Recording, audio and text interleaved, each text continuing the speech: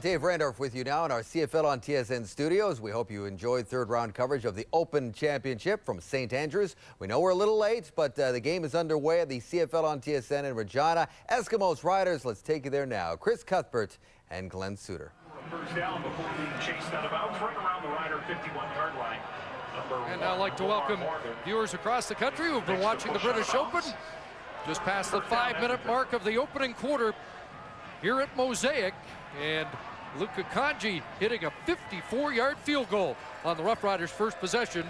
3-0 Saskatchewan. With a very strong wind at his back, and the Edmonton Eskimos have a bit of a drive of their own going to try and find an answer to it. Now they're going to have to get a lot closer into this wind to even attempt the field goal. 14-yard run for Ricky Ray, and it's a first down at the Roughrider 52. 6 receivers, and they swing it out to Kelly Campbell. And Campbell trying to turn the corner, rustled out by Alexander. A first down for Campbell at the Edmonton 40.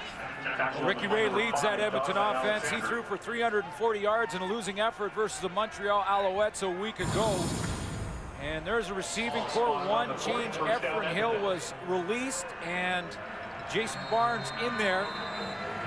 Number 81. Receiving core, Andre Talbot as well, replacing Kamal Peterson, who's hurt. Aaron Free-Coney missed week 1, but got back in action last week. Jared Zabransky has checked in at quarterback. 1st and 10 at the Rider 40. Campbell in motion, the sweep to Campbell, and he turns the corner, has another first down before he's taken out at the Saskatchewan 27. Against the BC Lions, a breakout game for the Saskatchewan defense. Played way better than week 1 against Montreal. And key in that front 7 was Brent Hawkins. And one addition today, Tad Cornegay back in the lineup, did not play against the BC Lions, replaced by Daniel Francis. And here's your secondary, Lance Frazier taking over for the retired Eddie Davis. Good-looking opening drive for the Eskimos. 13 for Campbell and a first down. Ricky Ray back in at quarterback. And flag down. Time count violation. Edmonton number 15. 5-yard penalty. Still first down. So a couple of times in the opening drive, the crowd noise here at Mosaic's been a factor. And that's what happens when the crowd does get involved. It makes it tough on the opposing quarterback. First of all, to call plays on the line, which Ricky Ray is trying to do and has in this series.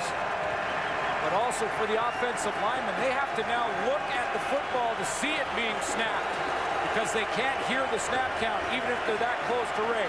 Double tight ends for the Eskimos. Mike McCullough comes in on the Roughrider defense. Ray the long out. It's caught by Jason Barnes. First man misses, Barnes drops. Back at the original line of scrimmage around the 27-yard line. Well, they really felt that Jason Barnes is more of a versatile receiver than Efren Hill. That's why Richie Hall made the decision to put Jason Barnes, who had a very good training camp, back on the roster and bring him back to the organization. I think he can play not only wide open, but he can play inside at slot and move him around, so he's got a little more versatility. Played the last 4 games last year. They give Barnes 4, so it's 2nd and 11. And the draw, Whitlock, hole. And Archie Whitlock has a first down at the 15. And delivered a blow on James Patrick at the end of that play. The safety who comes up and saves the touchdown. James Patrick's the last guy back, and you're going to see Whitlock at the end of this run. Very nice call here by Edmonton to catch the Saskatchewan Roughriders. Baron Simpson up in the line of scrimmage. And look at that blow that Archie Whitlock delivers on James Patrick. Whitlock 116 yards against BC, 99 against Montreal. Jared Zabransky back in again. 8th play of the drive. And he'll follow Whitlock. Taken down at the 14-yard line. So they've had Jared Zabransky packages, and we've seen him twice already in this first drive of the game. Well, they talked about this in training camp. Richie Hall said that Jared Zabransky is going to have his own play package and be able to come in certain situations. He's a good running quarterback, can run the option. And a completely different look than the incumbent, Ricky Ray, who comes back in on 2nd and 9. Has time. Long out is complete, but it'll be short of the first down. Andre Talbot has his first catch as an Edmonton Eskimo. But a real good drive so far for Ricky Ray. And when you think that he's going into the wind and real hostile territory, is really quiet the crowd down a little bit here and responded to the field goal made by the Roughriders. The idea on a play where you throw it well short of the first down marker here to Andre Talbot is the hope that he will turn up, make one man miss, and pick up the first down on his own, but he wasn't able to do it. Well, Prefontaine back in the Eskimo lineup, missed last week. And attempting a short field goal, and is able to put it through the wind and through the uprights from 16 yards out.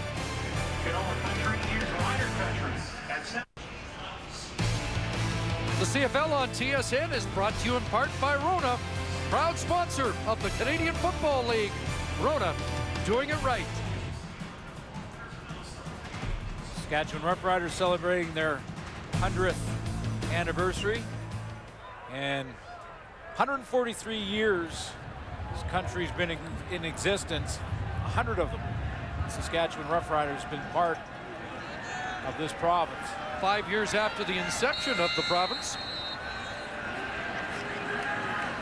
Game tied at 3. A good-looking Eskimo drive that took 6:05 off the clock, and a great kickoff by Prefontaine. Dorsey back to his 11. And Dominic Dorsey fights his way to the 25, but great kick into the wind by Noel Prefontaine.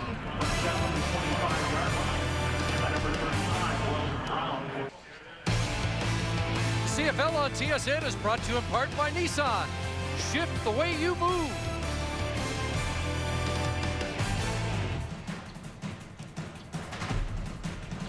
.5:55 remaining in the first quarter.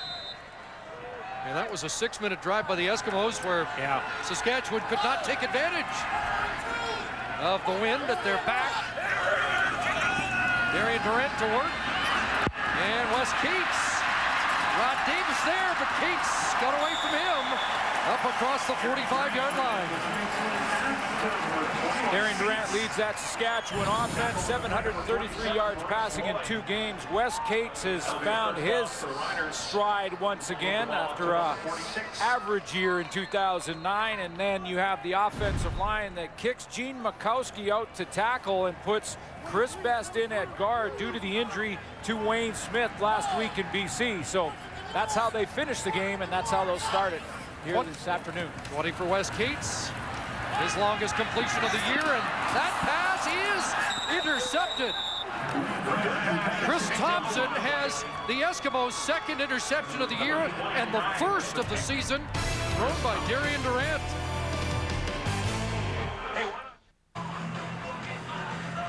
Chris Thompson led the league in interceptions in 2008. He has his 2nd early this season. Real nice coverage. He's underneath here, and he's going to just track this football, make a good catch. Make sure that ball does not touch the turf.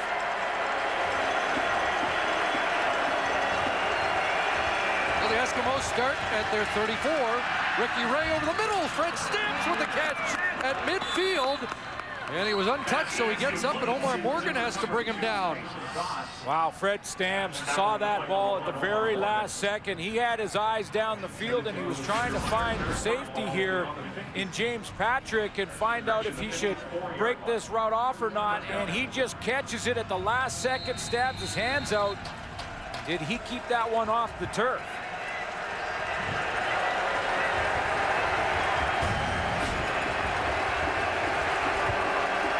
Challenge, play underway, and Stamps has another catch and is brought down at the Rough Rider 49-yard line. No challenge from Saskatchewan here, which is an interesting decision. Took a first look at that replay. Here's the interception that got the ball back for the Edmonton Eskimos. And a real nice catch there in the open field by Chris Thompson. Really double coverage in a ball that Darian Durant really shouldn't have thrown. And did Fred Stamps make this catch? no challenge, so it stands. Catches of 41 and 42 last week against Montreal for Stamps. And here's Archie Whitlock off the right side, and he'll be short of the first down. Dropped at the 46. Baron Simpson, the middle linebacker, and some help from Mike McCullough. One thing I'm noticing from Ricky Ray out of the gate is that in attacking this Saskatchewan defense that loves to disguise, they love to put people on the line of scrimmage and disguise. So Richie Hall's offense in that first 2 series were going on first sound. Basically what that means, Ricky Ray comes out, the first sound he says, he gets the football, and that makes the defense declare what they're going to do early.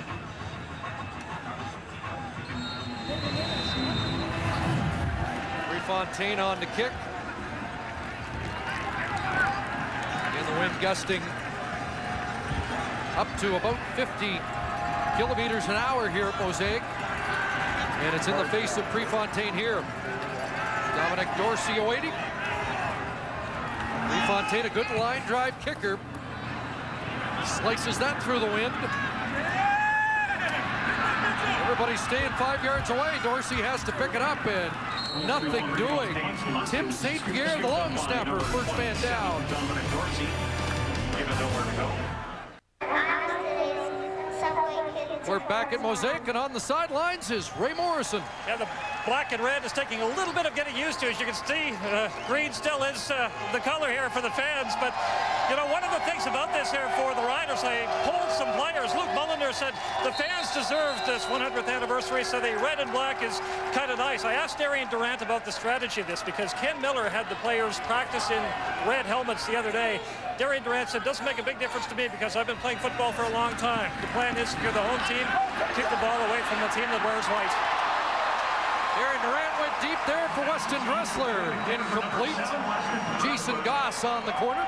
And right on the money is Darian Durant to Weston Dressler. And that's just a flat-out drop, and you don't see many of those from Dressler. Jason Goss maybe distracted him a little bit, but right through the hands of number 7. By the way, they will be giving those jerseys to the crowd right after the game this afternoon. Durant throwing his first interception this season. First in 77 attempts on the last series. Flag down over the middle. That pass incomplete. And let's sort of the flag. Last year he threw 21 interceptions, one every 27 attempts. And the first one comes 77. Offside. Saskatchewan, number 7. That penalty's declined. 3rd down. But a slow start here. Yeah. Weston Dressler with the drop, and now an offside, and the offense comes to the sidelines. Really only 3 opportunities. The Saskatchewan Roughriders capitalized on one with a field goal, but through the interception, and now will have to kick it away. Prior to this series beginning, the Eskimos had the time of possession edge in the first quarter, 8:19 to 4:55. So the Eskimos going into the wind are killing this time in the first quarter while they face that wind, and will get it in just a couple of minutes. Skylar Green is injured, so Jamaica Rector is out. Not a great kick with the wind by Sakota. And here's Rector trying to cross midfield, but cut down after a 44-yard punt by James Patrick.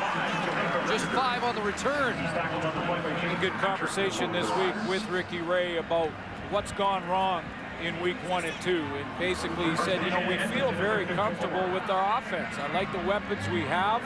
We played very well against Montreal for all but a quarter. And I asked him about the drops because Fred Stamps put one on the ground for a touchdown. So did Kelly Campbell. He said, hey, that's going to happen. Those are our big players, and we're going to go back to it. Remember last year, as we see him 6 for 6, he completed 20 straight to open a game here. And once again, we have procedure, and the Eskimos have had a little problem with this Mosaic crowd here in the opening quarter. Legal procedure. Edmonton, number 63, 5-yard penalty. Still first down. Right tackle Joe McGrath. Well, they really had control of the game against Montreal last week at home at Commonwealth Stadium. And then Kelly Campbell, the chance to really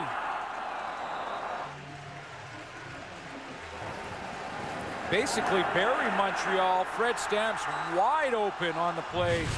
Those 2 touchdowns made a big difference. Ricky Ray drops the ball and then drops back on it.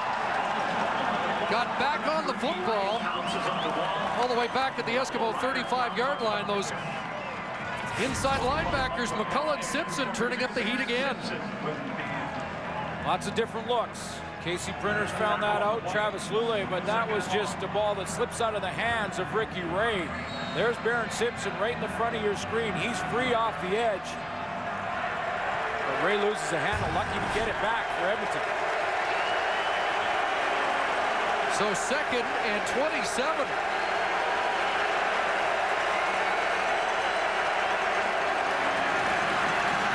And they'll throw the screen to Whitlock. R.Q. Whitlock with some walking. And back up close to midfield and close to the original line of scrimmage. But it will be 3rd down. You know, the Edmonton Eskimos got off to a bit of a shaky start last year as well, and you remember the game. They came here to Mosaic Stadium and played very well, and really was a game that kind of turned their season in a positive manner. That was the celebration of the 1989 Grey Cup here in Saskatchewan. So Richie Hall's team spoiled the party that day and are trying to do it again here on the centennial celebrations for Rider Nation. Successful first quarter for Edmonton into this strong wind. Final play of the opening quarter, and the left footer with the shake there. It'll bounce down around the 30. And Dorsey will step out just across the 30-yard line. A 28-yard kick and a late flag.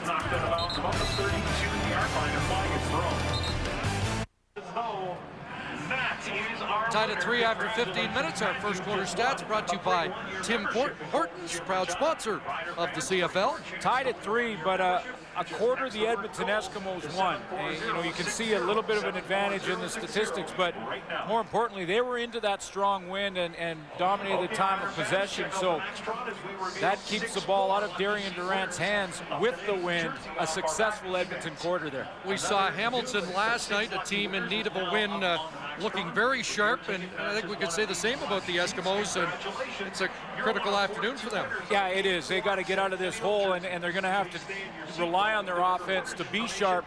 One thing they have to guard against is penalties. They're starting to creep into it again for Edmonton. They just got another one that changed field position in the Riders' favor. Yes, Tim St. Pierre charged with unnecessary roughness at the end of that play, so that improves the Rough Rider field position up at their 47. And Durant fumbles the football and gets hit. Maurice Lloyd, and they finally drop Durant.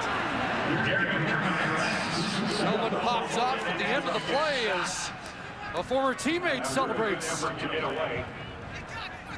Let's take a look at this Edmonton Eskimo defense. The front 7, one change. Mark Rastelli out at linebacker. Rod Davis starts for Edmonton in that front 7. And in the secondary, Salim Borat will play at safety. Elliot Richardson out due to injury in the 9 games, so brand new free safety. Starting lineups are brought to you by Rona, proud sponsor of the CFL. Rona, doing it right. So it's 2nd and 15. Durant looks downfield, and that pass behind the intended target, Andy Fantuz, and Chris Thompson in the neighborhood again, and slow start for the Rough Riders. Well, and it seems to me the Riders are taking turns. I mean, it's not just Durant, although in this throw, Darian Durant puts it on the ground on first down, has problems with the handle there. Then he, on second down, misses his target by 3 or 4 feet behind him. So you can put it on the quarterback there, but the last series, Weston Dressler had the ball in his hands on a big play and dropped it. So right now the Riders taking turns. 3 consecutive 2-and-outs for Saskatchewan. Weldon Brown, and he is nailed. Check that Jamaica Rector hit James Patrick down in a hurry. If your ticket matches No, John Daly is not here, nor is the Norwegian curling rink. That's Ken Miller. And those are the pants that the Saskatchewan Roughrider coaching staff is wearing today. I'm not sure if that's vintage 1942. Well, the entire football team all in with regards to the 100th anniversary. First possession with the win for the Eskimos. Short gain for Archie Whitlock. Brent Hawkins the tackle. September 13th, 1910. Regina Rugby Club played in Moose Jaw. Get things started. This is the 1912 team.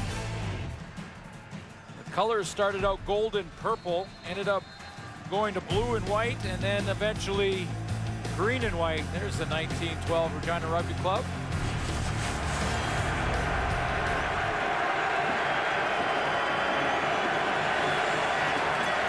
Second and 9, pressure on Ray, looking for Barnes, and overthrows Jason Barnes, incomplete. First incompletion for Ricky Ray, and it's hard to work into the wind. Sometimes it's hard to throw with the wind. Well, yeah, it is, because you have to try and change the trajectory of the football so that it won't get caught up in it. Take maybe a series or two to try and figure out what type of heat he has to put on those throws, but that one just a little bit of an overthrow to Barnes. There's Dorsey, awaits. Fontaine gonna keep it, and now gets rid of it and gets a generous hop. Dorsey almost found a crease, brought it back to the 20. Well, a little unconventional for Prefontaine. Didn't exactly use the wind, but got a pretty good roll in a 58-yarder.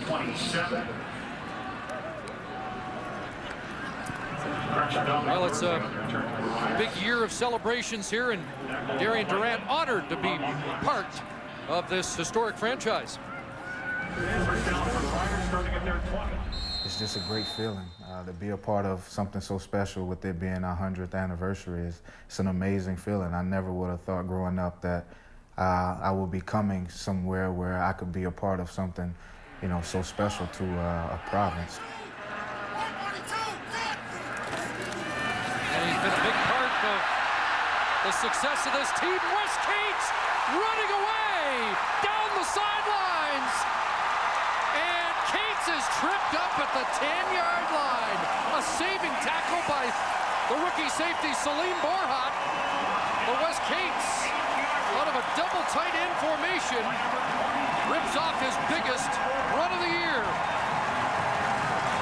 Big hole to the left side of the tight end formation for the Riders, as I believe it's Gene Mikowski's going to get a nice block on Maurice Lloyd, and that's the hole that Wes Cates will hit.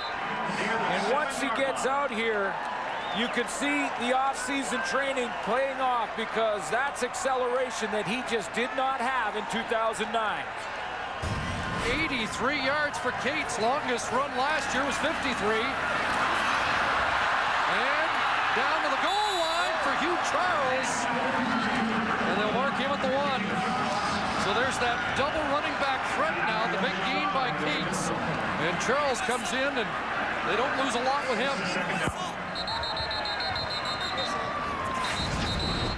Big blocks right over here on the left side of this tight end formation. You can see the tight end inside, and a kick-out block by Gene Mikowski right there on Maurice Lloyd. Once he got that linebacker outside, Wes Cates saw daylight, and look at the acceleration.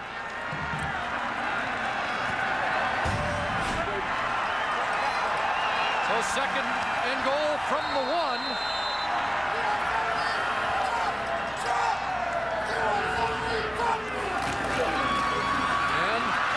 Side touchdown. Hugh Charles with his first backflip of the year.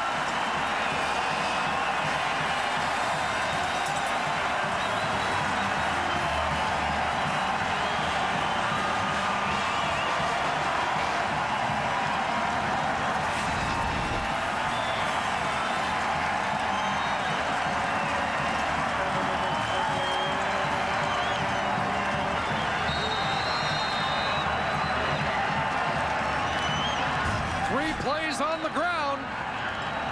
And Saskatchewan claims the lead.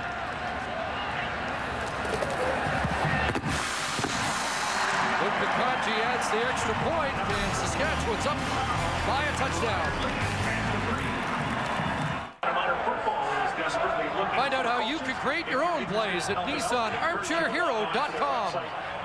This is a big play for the Saskatchewan Roughriders. There's big Gene Mikowski, and watch the block he puts on Maurice Lloyd right here. This is the one kick-out block they need. Left tackle, Mikowski blows him out of the hole. Wes Cates finds the seam there, and away he goes. That's the big play to set up the Hugh Charles touchdown. 83 yards for Cates, the longest run of his CFL career. Weldon Brown on the return. And Weldon Brown still going up to the 45-yard line before he's brought down by Stu Ford, Kitwana Jones. Lots of debate this week as to whether or not Hugh Charles was even going to be on the roster and in the lineup dressed, because they were debating whether or not Joe Bell should play left tackle after the injury to Wayne Smith, and the decision was kick Gene Mikowski out to tackle. He could play there, has many times in his career.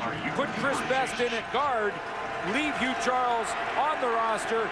Already that decision has paid off for Ken Miller. He had 150 all-purpose yards last week and a touchdown here in the opening half, and another flag flies. And what's that, 4 times now? I think it is, and that is 5-yard penalty. directly related to the crowd noise at Mosaic Stadium as Ricky Ray tries to get that Cates at the line of scrimmage. That's why it's so important here for a couple of reasons. Opposing offenses really have to go on first down. Get up on the line of scrimmage and let the center just settle for a second and get it. Snap it. Rider defense makes some changes. 1st and 15. Freeman comes back in. Out of the gun. Ray has time and then has to throw it away as the pocket collapsed. Ricky Ray dealing with this crowd, and he told us yesterday this is the toughest place to play in the CFL. This is by far the toughest place to play in the CFL. You know, one, they're a good football team.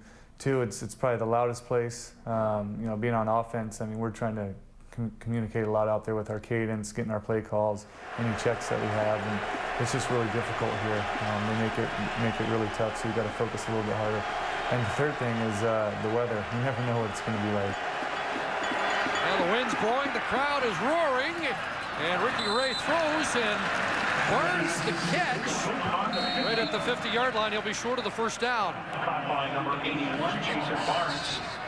And you know one thing, as soon as the opposing offense and the Edmonton Eskimos get into 2nd and long, then that Saskatchewan defense will send pressure.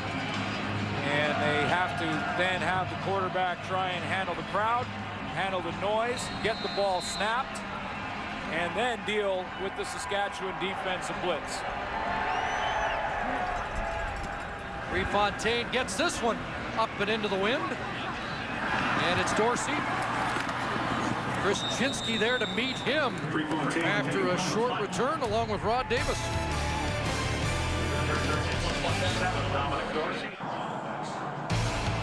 Closed captioning of the CFL on TSN brought to you by TELUS, proud sponsor of the CFL.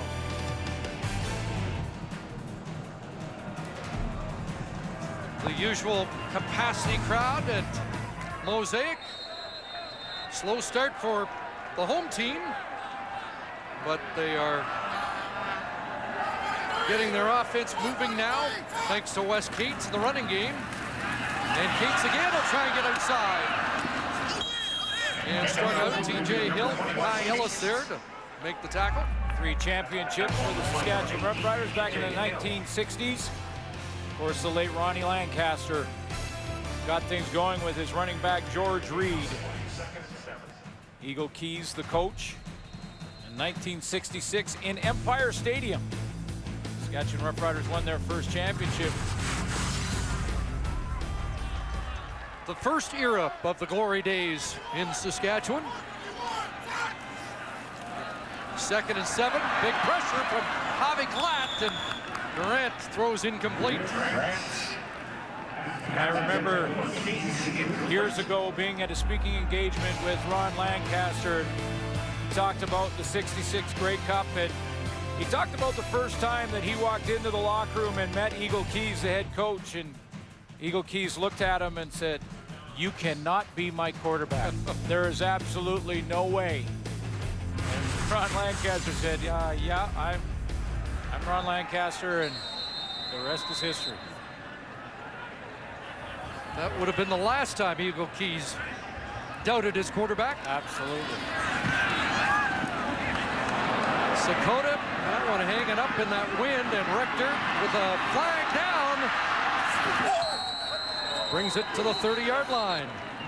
So Jamaica Rector back in the Edmonton Eskimos roster after being cut, brought back, and he's bringing back punts. 28-yard kick into the wind and 17 on the return. I'd like to say happy birthday to the Saskatchewan communities, also celebrating their First series. Saskatchewan number 25. That penalty's declined. First down Edmonton. So they take the return instead of the 15-yard penalty.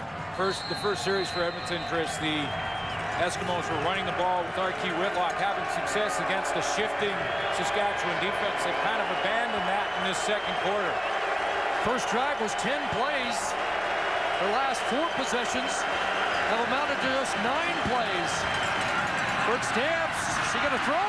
Looked like it. Gonna run out of time, and does throw it away. Incomplete to the feet of Andrew Nowacki, but well read by that Saskatchewan defense. Well, it was. They wanted to get Kelly Campbell, and the hope for Edmonton was that the deep players, in this case, I believe it was James Patrick and Lance Frazier, as you can see Stamps coming in, looping in behind. When he does, he's going to bubble himself back, buy some time, so that ball is a lateral. It's going behind the line of scrimmage. Stamps could throw it, but Campbell well covered by the safety, James Patrick.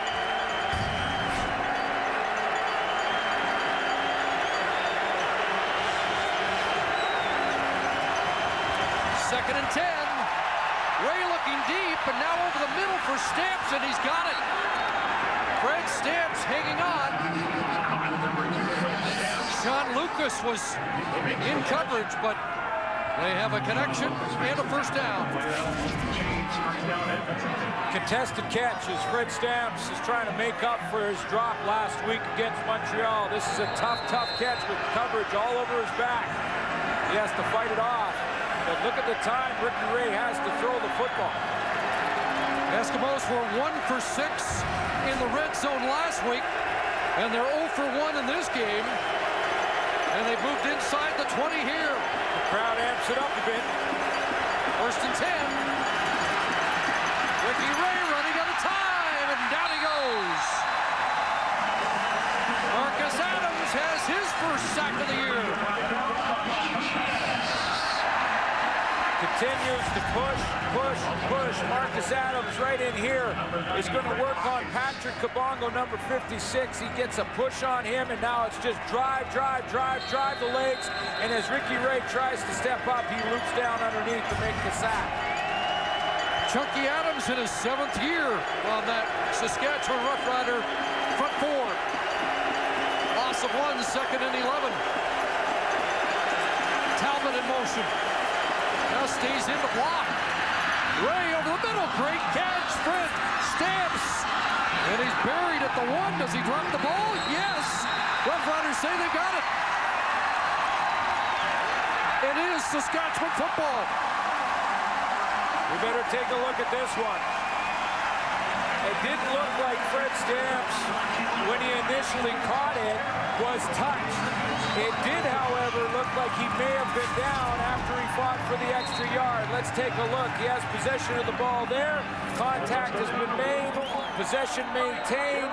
The knee is down, and he's got the ball in his hand. So looks like he may be down by contact, and it was the ground that caused the ball to pump out. Rogers taking all the way on one play to the second 10. You win $10,000. You can see the knee on the ground there contact is made. The key is, does he have possession now?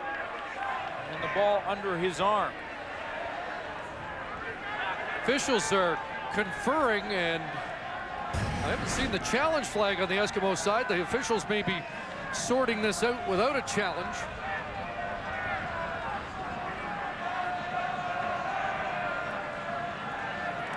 Last week it was a costly drop by Stamps. 2 tough catches, though, in this drive alone. The ruling on the field is the ball carrier was down with contact at the 2-yard line. Will be Edmonton's ball, first down. So no need for the challenge.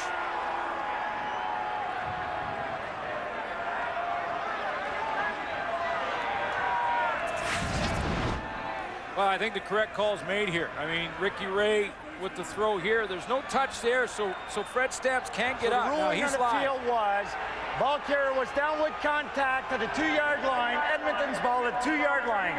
First down, Edmonton.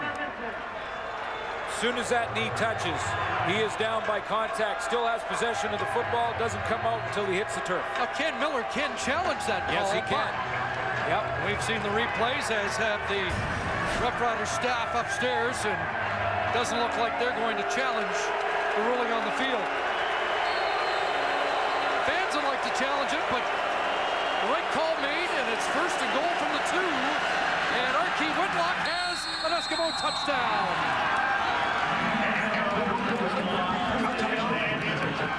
Second touchdown of the year for Archie Whitlock. And the Eskimos convert away from tying the game. Well, it starts with a defensive stand. They get the punt and a good return from Jamaica Rector. Excellent field position. 2 tough catches by Fred Stamps, and the Eskimos on the doorstep with a chance to tie it up right here. And just determined effort there from Archie Whitlock to cross that plane.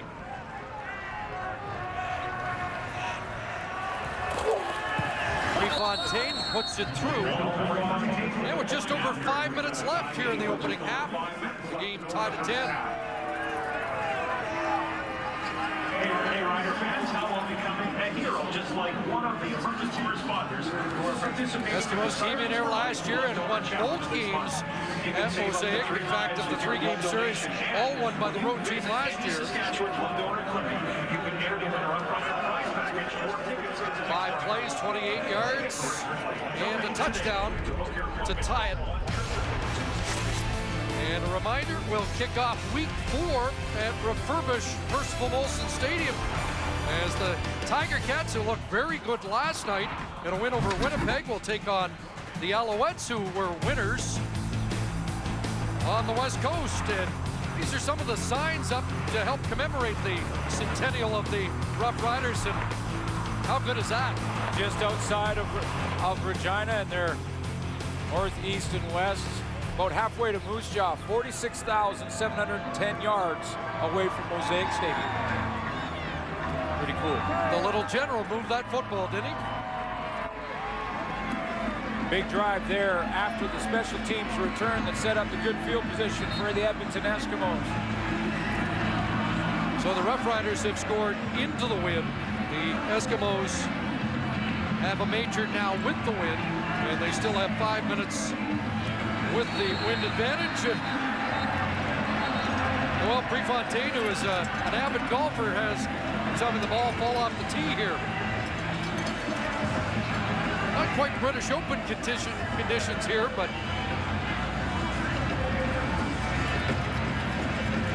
a familiar wind at Mosaic. Hugh Charles and Dominique Dorsey are back. And it is Charles up close to the 30-yard line. Well, that drive started with good field position because of the special teams. And Ricky Ray stepping up in the pocket.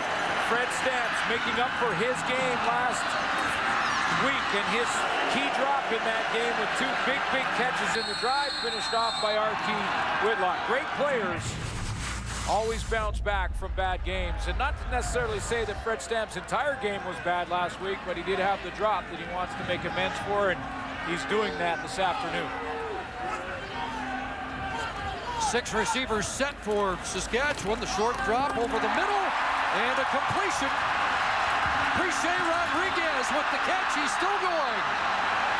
And this is what Rodriguez does well. There's a late flag. 58 yards last week, receiving 52 yards after the catch, and he ran a while after that. Well, at 6'4", he's a long strider. He can make you miss by 1 stride and get to the outside quickly. Saskatchewan number 6.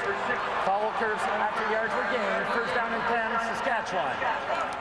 His after yards gained on Rob Bagg on the holding call, so it will be a first down for the Saskatchewan Roughriders. Priche Rodriguez inside, moves from that wide out spot because there is versatility in this offense, and Darian Durant threads the needle to get it through coverage.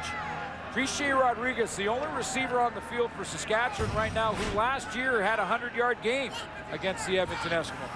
No Rough Rider against Edmonton last year. The quarterback draw not going anywhere as Maurice Lloyd is there to put the brakes on Darian Durant along with Andre Coleman. Well, the running game kick-started the offense for Darian Durant. And now he's gone back and trying to mix it up and keep the Edmonton defense off balance. Durant had trouble with this Eskimo defense last year, did not have a 300-yard passing game against the Eskimos. And Edmonton's been stingy with their pass defense in the first 2 starts this year. Second down, long out, and there's Rob Bagg. Will be short of the first down at the Saskatchewan 54. It's going to be 3rd down and at least a couple. That's what I was, alluding to, is that this receiving corps, as good as they were in 2009, none of them had a 100-yard game against the Edmonton Eskimos defense. The only guy on the field for Saskatchewan was Priche Rodriguez as a tie cat. So they did struggle a little bit in the passing game against the Edmonton defense, and Ken Miller is deciding to kick this football away. Way too long to gamble and too early at 3rd and about 3. Or a long 2.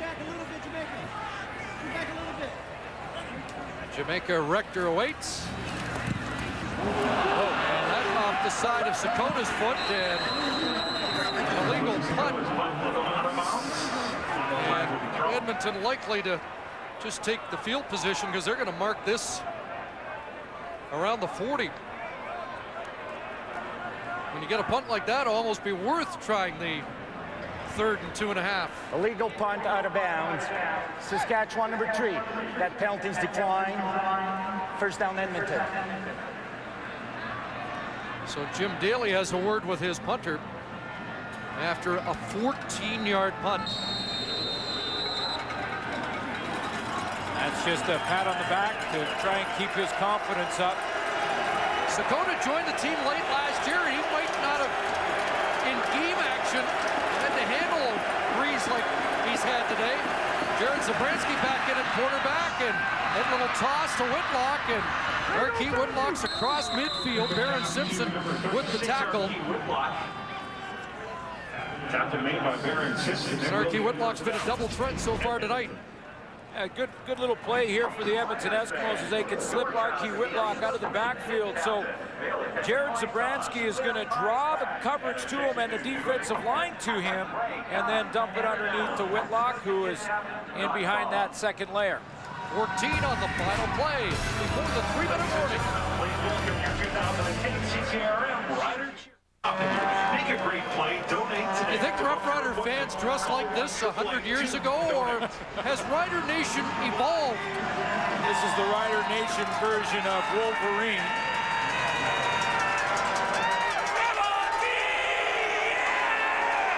They got the different hats, and there's got to be watermelons out there somewhere as well. Jared Zabransky stays in, a little option toss to Whitlock. They string it out. He'll step out at the Saskatchewan 51. Short gain there. Strangely enough, in this first half, we've had 3 different Eskimos throw passes. Ricky Ray, Jared Zabransky, and an unsuccessful Fred Stamps attempt.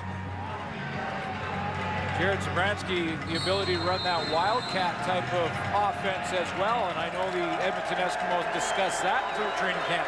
We haven't seen it yet in this game. He was out there running the option on that last play. 2nd and 9, 3-man rush, and Ray incomplete.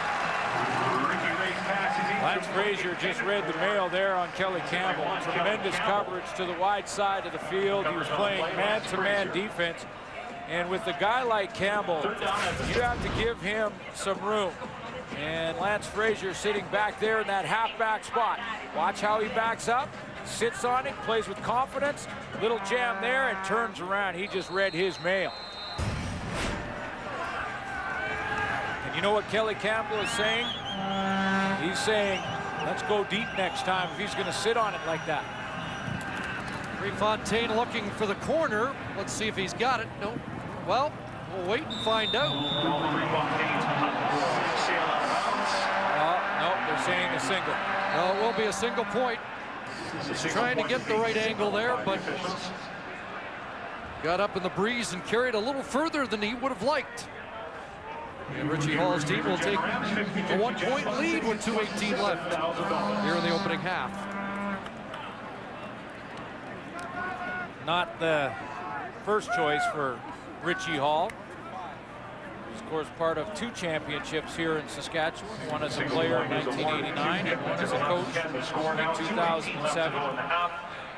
Riders will start at their 35. 3 championship teams to celebrate here, 66, 89, and 2007. That's what the Plaza of Honor will celebrate this season on the 100th anniversary. The 3 championship teams later in October. Here's Durant. A throw behind. Jason Claremont picked it up, and TJ Hill there with the tackle. Claremont's 2nd catch of the season. Had a good camp, but healthier than he was last year, and they're looking to find a niche in this offense for Jason Claremont. Yeah, Ken Miller said coming out of training camp that we would see a lot more of Claremont, that he was underutilized last year. Haven't yet so far this season. Maybe this will be the start of a little more of 82. 2nd and short. And a 1st down carry for Wes Cates. Check that, Hugh Charles dragged down by Ken Petway. Of course, Doug Barry now the new offensive coordinator, working really with Ken Miller's system. Paul LaPolice, the offensive coordinator a year ago, now the head coach in Winnipeg. And now he will be working closely with Darian Durant, and he's the guy who is talking to Durant with the new system. Bet Doug Barry really likes those pants the coaches are wearing today. Good for them that they're all in the 100th anniversary. 1st down, Rob Bagg, the look in and Bagg. Still going inside the Edmonton 40-yard line. 1st down, Riders. 24 for Rob Bagg. Darian Durant talks about his receiving core and how they are just unselfish. Watch how Getzlaff is going to come out so that Bagg can come underneath. Yes, every receiver wants to have his hands on the football, but if you can't sometimes be the decoy, sometimes be the rub man to open up your fellow receiver, it's not going to work. 3rd catch, 43 yards for Bagg, who makes number 4. And gets hauled down at the 37-yard line. A short gain there for the Queen's product. Off to a very good start. Look at his average yards per catch. Only had that 87-yarder to ignite the comeback in the season opener on Canada Day. Sneaky fast is Rob Bagg. I know that there's lots of DBs in this league that look at him on the video and say, you know, we could go up and jam him and he'll just run right by. 2nd and 9, bunch to the wide side. Durant looking short side, pressure on, flags down. He'll take off, and Mo Lloyd stays with him and trips him up. I think this is going to be illegal contact against the Edmonton Eskimos on defense. Weston Dressler was working with Preche Rodriguez on the short side of the field, closest to our booth side, and there was a collision down the field by he and Jason Goss. Not sure who got called on the penalty. Lenny Wall's involved as well, number 27. Holding Saskatchewan number 64. Illegal contact on the receiver, Edmonton number 27. Those fouls are offsetting each other. We'll repeat second down. So the Dan Goodspeed holding will negate what I saw live on the play, which was this, the Lenny Wall's illegal contact here on Dressler as he tries to jam him up. They've been running those rubs, trying to get the outside receiver in to the middle. And that's how Walls tried to eliminate it. So in the final minute of this first half, another 2nd and 9. Andy Fantuz without a catch so far in this game. Durant looks downfield and incomplete, trying to connect with Weston Dressler. So 38 seconds remain, and shout out to the fans watching on the NFL Network. We mentioned the players excited about the chance for family and friends to watch them south of the border, but we were also reminded a lot of Canadians south of the border who are happy to get their CFL fix on the NFL Network. Not quite the explosive game we had back on July 1st here at Mosaic.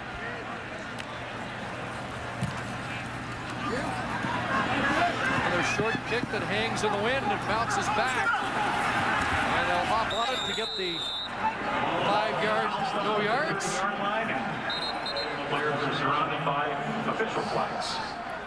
While we're celebrating the 100th anniversary of the Saskatchewan Roughriders, wearing the uniforms from No yards. 1912. Saskatchewan number 33, 5-yard penalty. First down. And Peter Nazarchuk, who played in these colors in 1942 and 43, part of the This is the coin we'll be using coin for the toss coin to toss. open the CFL game. logo will be Ed's, team logo will be 92 years Hale's. young, a former Edmonton tackle Utah. for Ed's the has Rough been Riders. called. This gentleman will toss the coin. Edmonton, that's called Ed's. And he was excited to be out there, wanted to shake hands with all the players, the captains on both sides. Ricky Ray, Fred Stamps with a big catch. Let's see if he's got some extra yards. Donovan Alexander finally bumps him up, but Fred Stamps another big half, and he's out at the Saskatchewan 41-yard line. 16 seconds on the clock. And it's 34 for Fred Stamps. Nice move to take that extra step to get inside on Tad Cornegay. One more step on that route pushed Cornegay and made him open up and come out of his back pedal, and now he's got his team in field goal range because they have the wind at their back. Fred Stamps almost 100 in the first half. Bounce back after that drop last week. Ricky Ray, Kelly Campbell, and Campbell is finally wrestled to the turf by Chris McKenzie at the 12, and that's 30 for Campbell, so that slot back 1-2 punch gives Ricky Ray a chance to go to the end zone. They've got their timeout here, Edmonton. and they use it with 9 seconds left. Saskatchewan defensively like to keep their linebackers tight to the line in their disguise. Ricky Ray is trying to take advantage of that by throwing the quick seam routes in behind him. This is Kelly Campbell just in behind the linebackers. Basically, Edmonton offensively saying if the Riders on defense are going to disguise blitz and put linebackers into the line of scrimmage, they're going to try and throw it right in behind them. Campbell and Stamps last week combined for 289 yards. There were also 3 pass interference calls against Montreal defending those two. What weapons they are. Now, can Edmonton take advantage of this red zone opportunity? This is what's dogged them in the first 2 weeks. Looking to Kelly Campbell, touched it, no, dropped it. Another drop for Kelly Campbell, and a costly one with 3 seconds left. And they'll have to kick a field goal now. Ricky Ray also took a big hit by Jarrell Freeman coming around the corner untouched. So Ray stands in there to pay the price, delivers a perfect pass, and Kelly Campbell with another drop for a touchdown. Now that goalpost may have distracted him a little bit. He had to try and find the football on the other side of that post, but that is a catch that Kelly Campbell makes. Drop in the end zone last week that started the unspooling for the Eskimos against the Alouettes. And now they have to settle for a field goal attempt. It's second down, but just 3 seconds on the clock.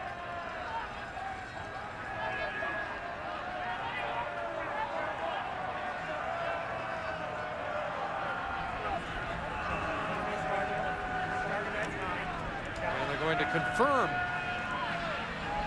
that that is the correct time left.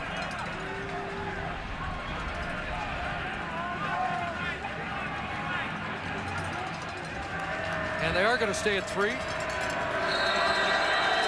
the Eskimos really have only this option.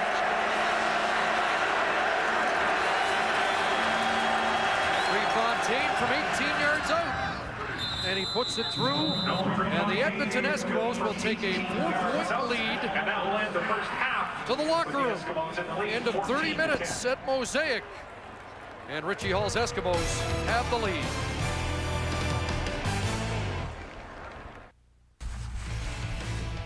Welcome back to our CFL on TSN studios. So the Eskimos get another drop in the end zone. They settle for the field goal instead of the touchdown. Milt, that ball was coming across the goalpost, and Campbell, is that hard? Is that? There are no excuses. That was a drop ball. You are I think Matt felt sorry for him, but there are no excuses. You got to catch that ball. You see the shot Ricky Ray took?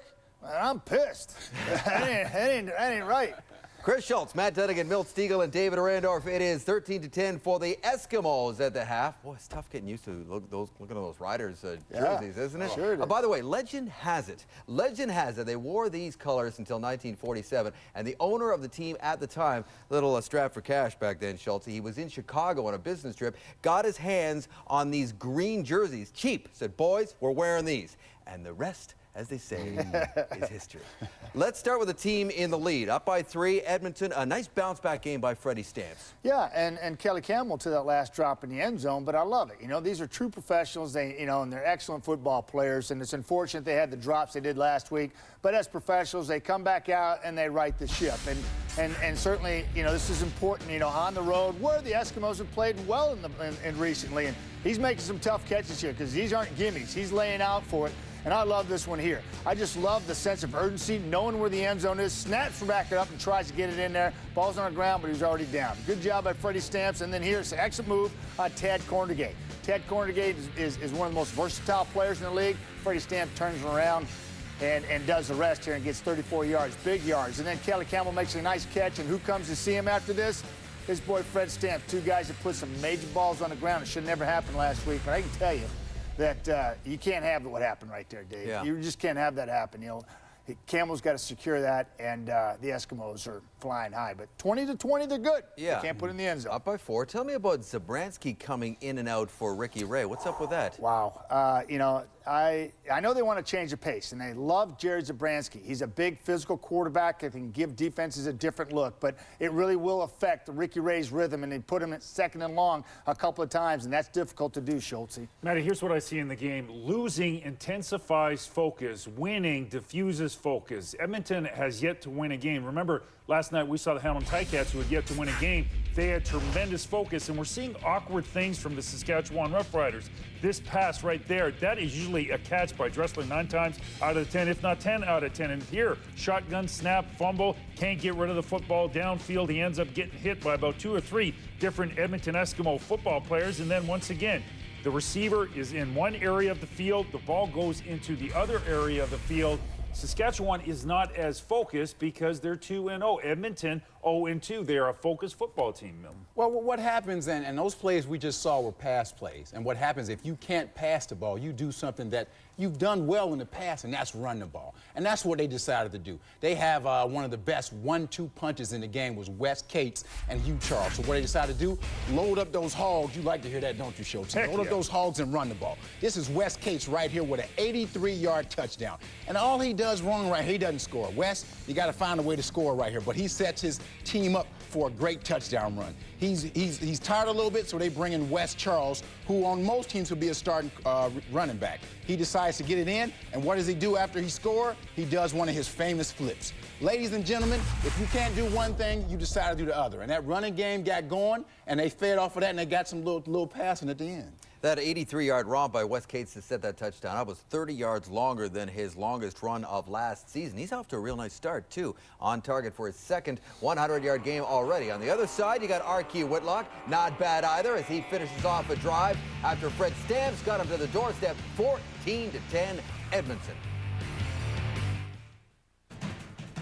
Welcome back. Here are your halftime stats brought to you by Tim Hortons, proud sponsor of the CFL. Schulte? Well, relatively even, but the one thing I'd draw attention to, 99 yards running the football. That's slightly misleading because that's based on one Wes Cates big-time run, which was 83 yards. So what is that, Milt? 83-7? Only about 20 yards. About 20 yards. Richie Hall will take the 4-point lead. He just spoke with our Ray Morrison. Well, Richie, can you put forth the frustration of the red zone into words here after what happened late in the half? Well, we still got to score majors. You know, you're not going to win field goal. You're not going to win games making field goals. So we just got to concentrate. We got to execute down there. You know, we had our opportunities, and we seem to let it slip through our hands. What did you think of your defense holding them to this many points at home here in the first half? Yeah, we're okay. You know, we gave up a couple big plays that changed field position, and they scored on it. But, you know, they got a high-powered offense, so we still got our work cut out for us in the second half. Thanks, Richie. Thank you. Richie Hall agrees with you, Milt. Kelly Campbell needed to catch that ball, and it is 14-10 at the half. Second half coming up. Corey Warren is here with a Sports Center update.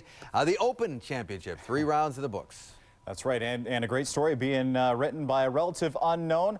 Louis Oosthuizen from South Africa had the halfway lead and then had to wait about 30 hours because of the weather delay before he hit his next shot. But he has a 4-stroke lead going into the final round of the British Open. He shot a 369 today. Paul Casey will join him in the final pairing tomorrow. Justin Wilson won the pole for tomorrow's Honda Indy Toronto. Alex Tagliani was the top Canadian. He qualified 9th. Danica Patrick was 12th, and Paul Tracy spun out. He will start 24th in the 26-car field. Yankees hosting the Rays, top of the second. 1-0 T-Bay. Reed Brignac with the 2-run home run. 4-2 for the Rays as they play in the 4th. Just a reminder, the next edition of Sports Center comes your way tonight at 11 o'clock Eastern Time with Brian Mudrick and Kate Burness.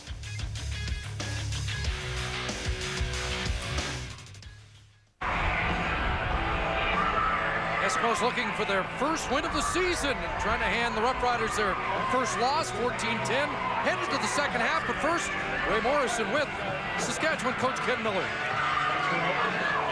Ken, maybe not the offensive outburst that we thought we'd see from the home team in this one. Can you, other than the Wes Cates play that was big, can you assess what's gone on offensively? Well, wasn't a lot of offense. We had one other play that played Appreciate Rodriguez, but we have to have some consistency on offense. We have to get them stopped on defense, and we have to shore up our special teams. Really, we need to improve in all 3 phases of the game. What about Fred Stamps? The 2 big plays here on their side on offense. What's gone on defensively here in your mind? Well, certainly we haven't gotten the pressure on Ricky that we'd like to get on him, and then when we haven't gotten that, our coverage hasn't been tight enough. Okay, thanks. Thank you. So a lot of concerns for one coach, and you heard Richie Hall lament some missed opportunities, which have been a familiar storyline so far this season, but that turnover battle has been won by the Eskimos so far. Yeah, they shored that up after 2 weeks at a -8. That was a major concern. Too many turnovers for this offense, but good first quarter. They ate up most of the time with the wind at their face, the Edmonton Eskimos, and then got some field position late in that half. Kelly Campbell's got to hang on to that football, or the score would be a little more lopsided. Roughriders won the toss to start the game. They deferred and will have the win to the 4th quarter. Roughriders will try to enhance their lead here in the 3rd. Weldon Brown, the return up to the 41-yard line. Let's compare the quarterback numbers through 2 quarters. Started the game 6 for 6. Ricky Ray is now 12 of 16, so a tremendous completion percentage.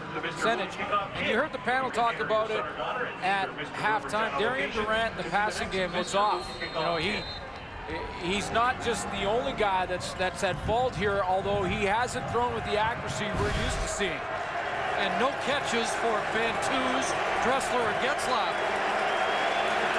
And now the Eskimos go to work. Archie Whitlock is tripped up, but Chucky Adams has had a solid afternoon at defensive tackle for Saskatchewan.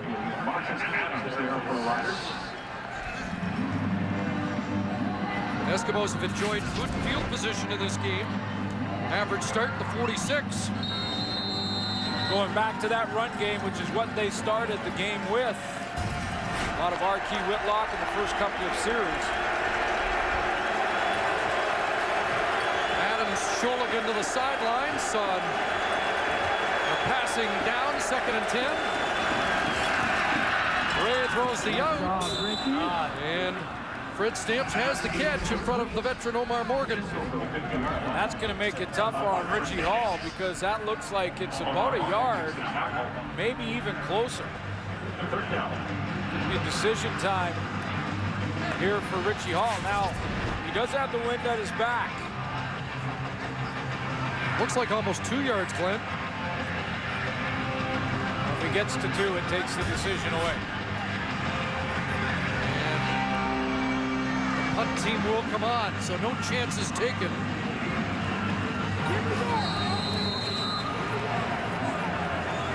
At the Edmonton 50, Dorsey will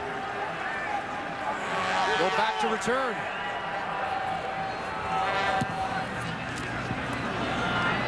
Prefontaine drills that. Dorsey wanted it to bounce into the end zone, and a little wedge there by Prefontaine. A little English on that ball. Out of bounds at the 7-yard line. Daytona Homes, value-driven. Back at Mosaic, let's rejoin Ray Morrison. From 1973 to 76, current Riders president and CEO Jim Hobson was a member of this football team. The 100th anniversary lives on here, and this is going to be a year-long celebration. Let's first and foremost talk about the Hall of Fame weekend that's coming up in Saskatoon. August 12th, we play here, and the next day we're in Saskatoon for a great golf tournament with all the inductees and a lot of other Rider and CFL greats, and the next day is a big dinner, so that should be a great event. Don Narcisse is going in. One of the former Rider greats. The other thing, too, that you have is you're naming one community here, Riderville. Talk about that. Well, we had 5 named today. Nipawin, Yorkton, Avonlea, Unity, and am I missing one? Weyburn. Yes, 5 out of 37. Fabulous, and everybody's so excited about it. And when is that going to be? That'll be announced on Labor Day, along, hopefully, with our new Looney. So we're excited about that as well. Yeah, nothing but money in these parts here on the merchandise sales, and now a Looney coming up by the Canadian Mint. Let's go back to Chris.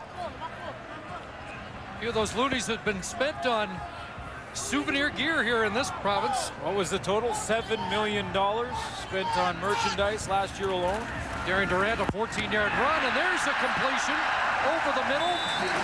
And one of those receivers I talked about that has not been on a receiving end today, Chris Getzlaf has a catch.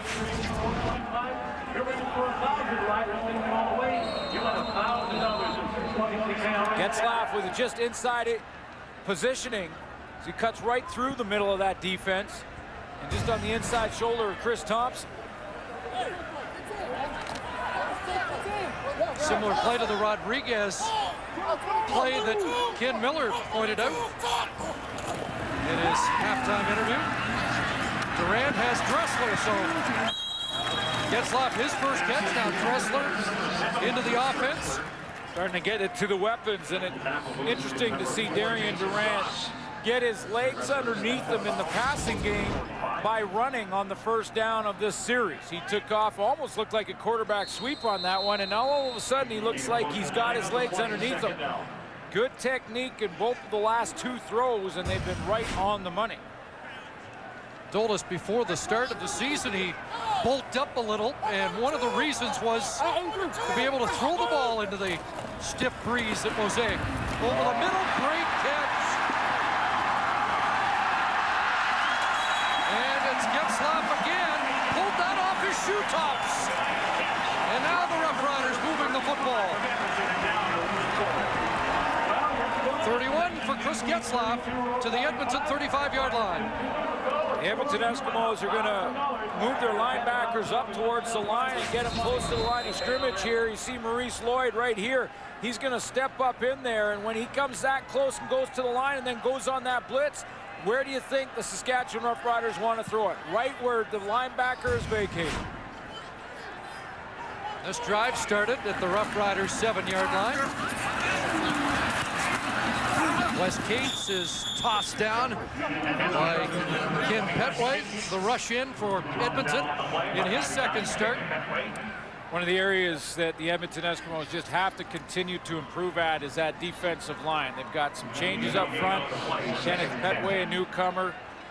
Andre Coleman, Justin Brown just in his second year. Kai Ellis really the only veteran in that D-line. Dario Romero was close this week. They didn't want to risk it.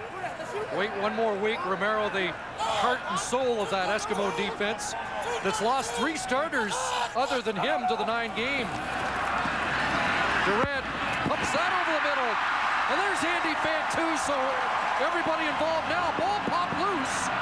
And no whistle. Play continues. And Lawrence Gordon brings it back to the 30. Fantuz says he's down. Weldon Brown caused the fumble.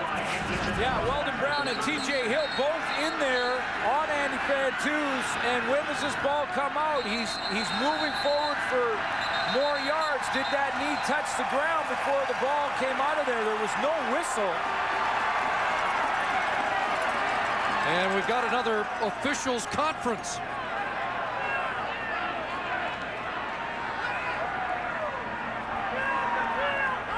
And this one's going to be very, very close. And they're still deciding what the ruling on the field is going to be. And was the knee on the ruling foot? On the field is the player was down with contact.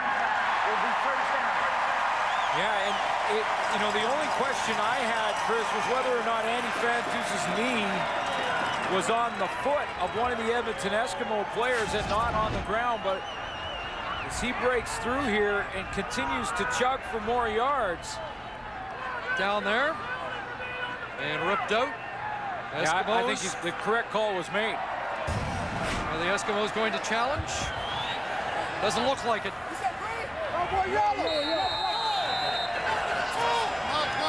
And so the Rough Rider drive continues.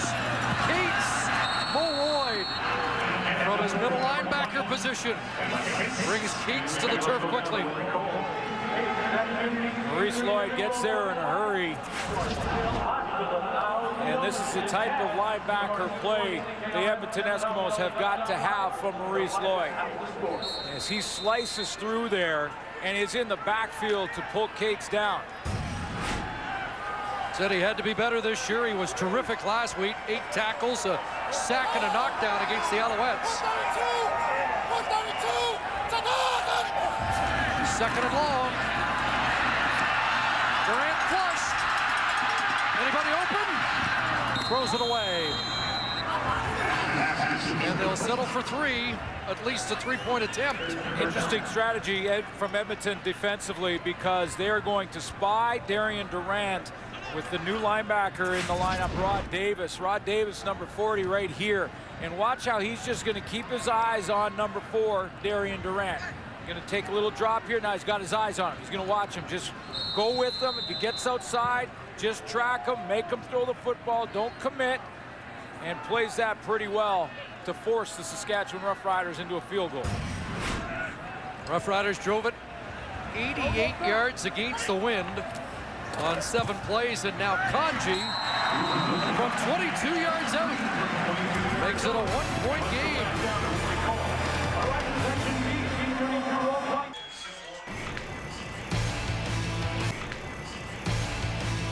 Closed captioning of the CFL on TSN is brought to you by TELUS, proud sponsor of the CFL. 6 minutes into the third quarter.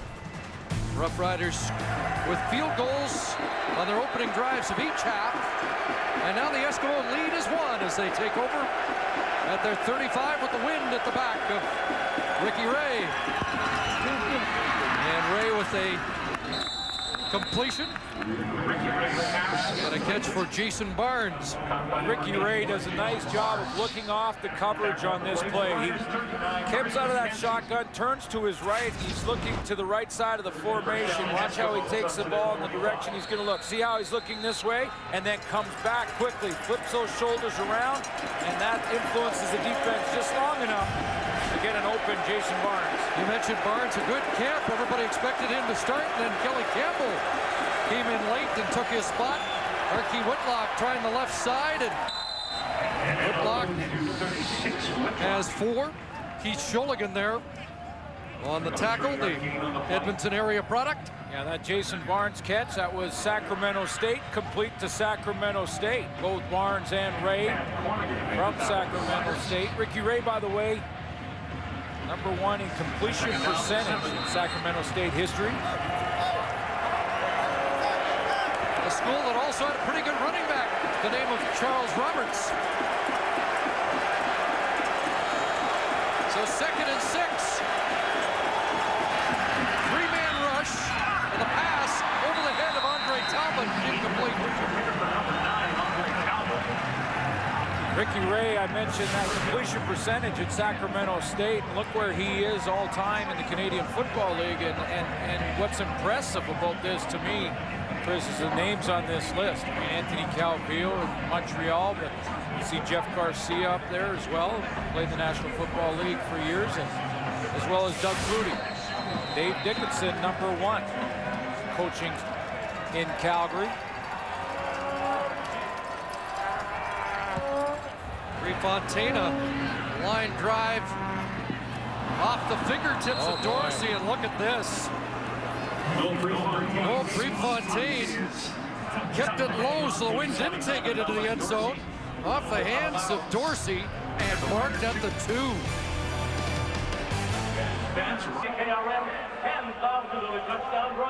Eskimos did not decide on Noel Prefontaine's status until just over an hour before the game, when he proved that he was fit enough to play. They really wanted him instead of the youngster Derek Schiavone because of the wind here.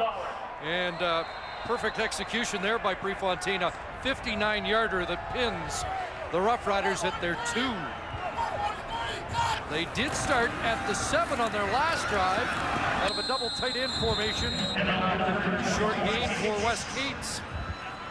Maurice Lloyd got blocked out of that big play by Wes Cates. He got kicked out by Gene Mikowski, and since that play, Maurice Lloyd has really stepped his game up. He's right in the middle here. He's going to step right up in the hole, and I've seen him make 4 or 5 tackles already in this 3rd quarter as he continues to be in exactly the right place at the right time. Cates at 96 yards on the day, 83 on 1 big chunk. Here's Dressler, and it's batted down. Lenny Walls with a good defensive play, and that's a huge 2-and-out for the Eskimos. And it's a good play, but it was a gamble. Lenny Walls has to, and he's going to roll the dice, because he rolled the dice on that play, I guarantee you, because he cut underneath of Weston Dressler, and if this ball just gets beyond his fingertips, Dressler picks up 20 yards and a key first down. But Lenny Walls gambled, he cut underneath, and with his long reach, he was able to get just a fingernail on that ball and knock it down. Richie Hall said they're bigger, faster, stronger in the secondary with the additions of Thompson and Walls. They come in after 2 weeks ranked 2nd in their pass defense. A team that was ranked last a year ago, and this was safety territory. Conceding 2, it's a 3-point Edmonton lead with 6:08 remaining in the 3rd quarter. Well, as part of the 100-year history, we reflect on some of the good times. They tell me there was an '89 Grey Cup victory here. And look who was the starting safety. One of the great catches of all time there, Tony Champion. And it wasn't enough. Arguably the greatest game in CFL history. Kent Austin moved the ball down with less than a minute or two to go. There's George Reed in attendance here tonight, the 66 championship team. Yeah, just a couple of memories of that 89 year. Should we go into it? Do we have time? Let's talk about the whole.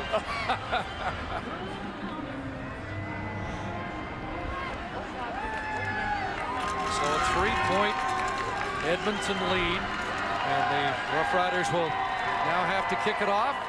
Weldon Brown and Jamaica Rector wait.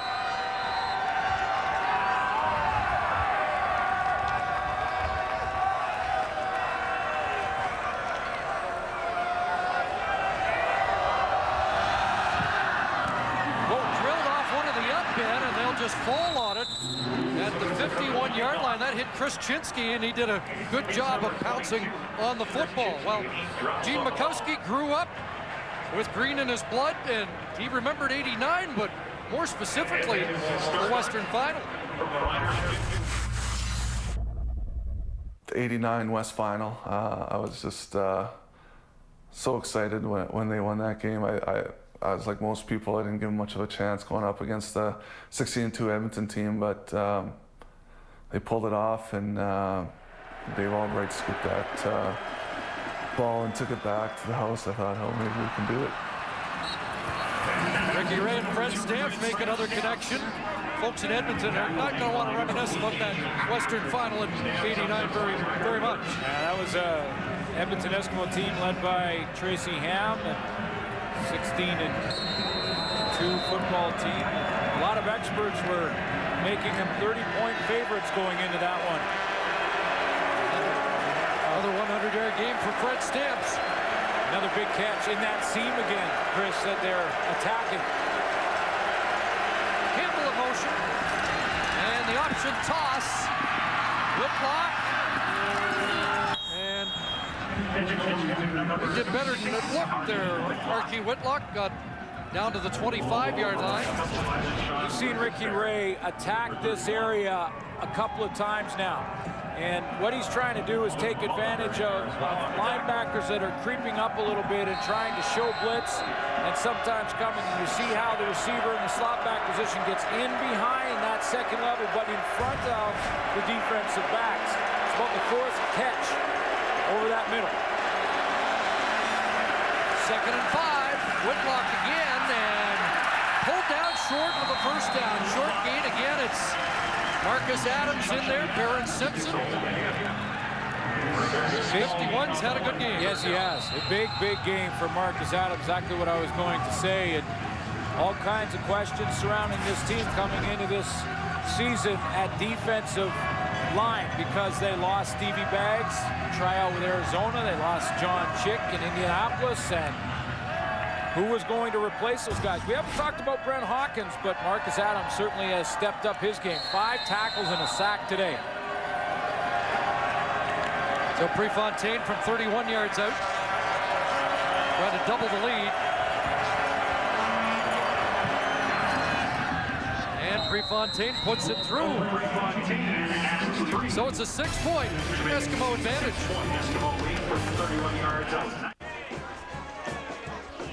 Tackle Hunger Day at Mosaic. A chance to make a food donation. Get your picture with the silverware.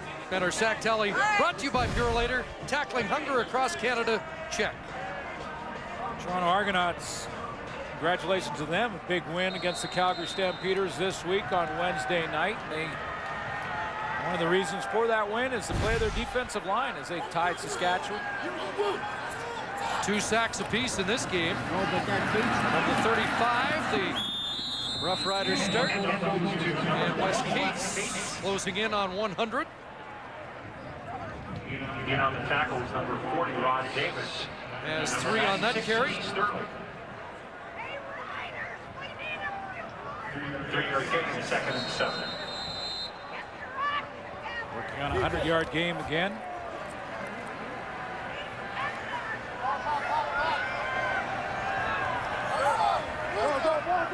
Roughriders looking for a first down and try and use up more of the clock here. And that pass for Rodriguez, incomplete. Mo Lloyd was in the vicinity and created the distraction. Well, he did, and he did it by disguise, because look at Maurice Lloyd here, but then he's going to drop out of there after Darian Durant thinks, okay, he's up in the line, so he's going to come a quick step into the line, and then he drops into the throwing lane and really distracts Appreciate Rodriguez right there. And that's what I said. The passing game has been off. Not all because of Darian Durant. He's had some drops. Weston Dressler dropped a big play and a big catch in the first half. There's another drop from Rodriguez. Came out looking sharp with their first drive of the second half, and now back-to-back 2-and-outs. Sakota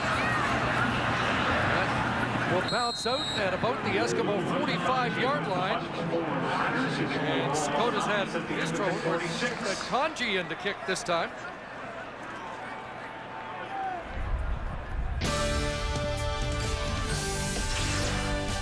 Well, the final round of the 2010 Open Championship begins tomorrow morning here on TSN, 6 a.m. Eastern, 3 Pacific. And you can catch bonus online coverage of holes 9, 10, and 11 exclusively on tsn.ca. Your old teammate chalked up some impressive yardage, didn't he?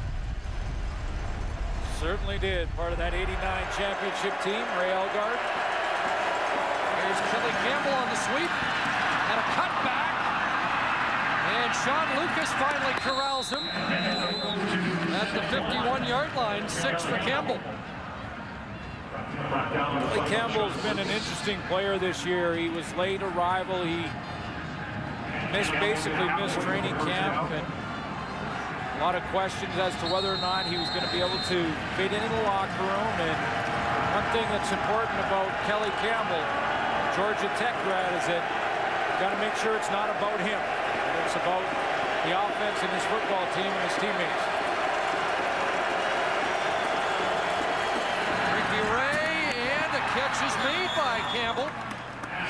At the first down stick, Donovan Alexander in coverage, but that's a critical first down for Ricky Ray.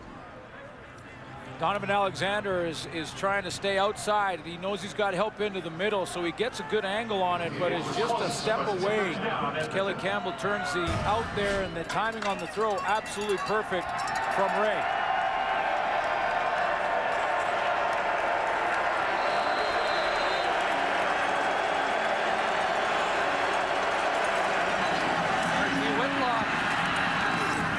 Shuffles down to the Saskatchewan 50 and has 4. Very, very important game for the Edmonton Eskimos to try and climb out of the hole they've created. Really felt like they had that game last week against the Montreal Alouettes, won, and then just let it slip away in the fourth quarter. And Richie Hall could feel the pressure, Cook coming in this week, really needs to try and finish this game off and see if he can get the win. Got a quarter and a bit to do it. These Rough Rider fans tell you it's another big second down play. Way on the roll, flag down, and pass broken up. Calvin McCarty, the intended target, Tad Cordigay there to knock it away. Flag is in the secondary. And it's going against Edmonton.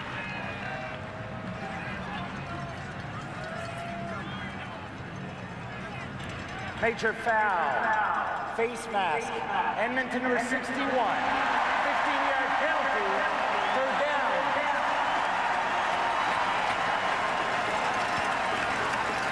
Kyle Koch gets his hand up in the face area of one of the defensive linemen. So even if that was a completed pass, it was coming back anyway. And penalty's still a bit of an issue for this Edmonton team. Yeah, that's 15 valuable yards for Saskatchewan.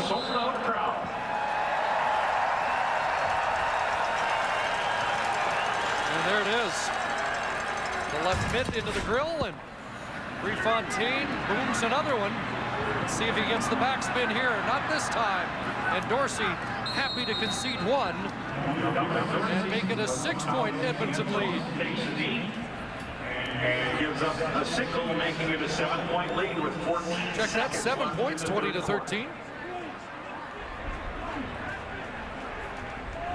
So a converted touchdown, the difference. 14 seconds left on the clock here in the third quarter, and then Darian Durant will have the wind at his back for the fourth.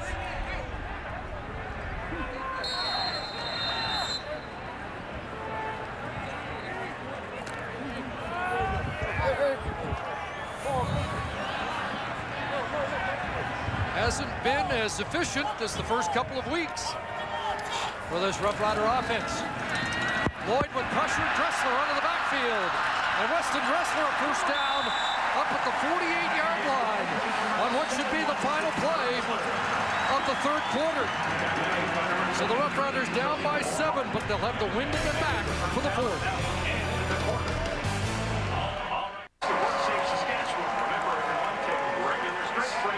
Our third quarter stats are brought to you by Tim Hortons, proud sponsor of the Canadian Football League. Well, clearly Saskatchewan's passing game isn't what we're used to seeing over 2 weeks of football in 2010, but they do have the win at their back at the fourth. And when they won the coin toss, that's the decision they made. So see if they can make hay with the win. Interesting that the Eskimos have scored 11 of their 20 points against the wind, but this is a huge fourth quarter for Edmonton. Very much so. I mean, this is a team that's looking for their first win in the 2010 season. You don't want to drop to 0-3 with Winnipeg coming up after losing twice in a row, and then the BC Lions for the Edmonton Eskimos. So crucial that they have maybe their best fourth quarter of 2010. Eskimos have not scored a fourth quarter point this year. Here's Hugh Charles trying to get inside, and with the burst, wrestled down by Chris Thompson, but Charles has a first down. Into Eskimo territory. So you talked about in the fourth quarter, Chris, and how lopsided it's been against the Edmonton Eskimos. There's 3 things that have haunted this team in 2010. Turnovers, they were -8, last in the league. Penalties, last in the league, worst in the penalty department. And then fourth quarters have been a problem. A team that has displayed fragile confidence in the opening 2 weeks, getting it tested here. Oh, mistake. And Durant throws downfield, and one hops that in the neighborhood of Bantus. Hugh Charles hasn't had as many reps as Wes Cates in the backfield, and you're going to see him this time right here. He goes this direction, and Darian Durant turns the other way. So the timing and the play off to a bit of, whoop. A little bit of a fake to air, and then he said, well, we could still make something happen. Had an open receiver, just one hopped it. Oh, 2nd and 10. How's this? At the Eskimo 51.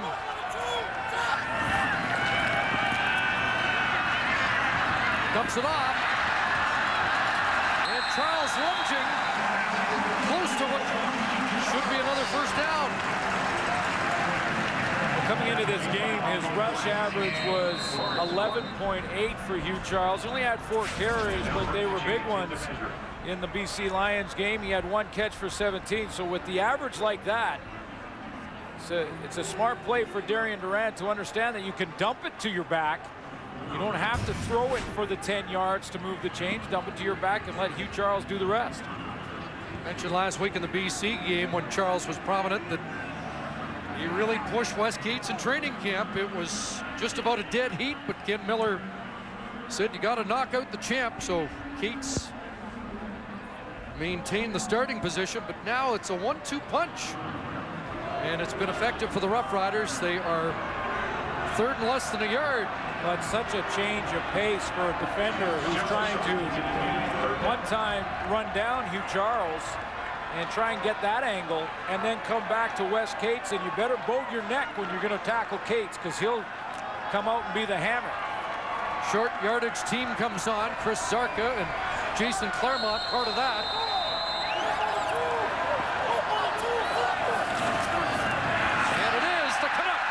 For the first down, Chris Zarka.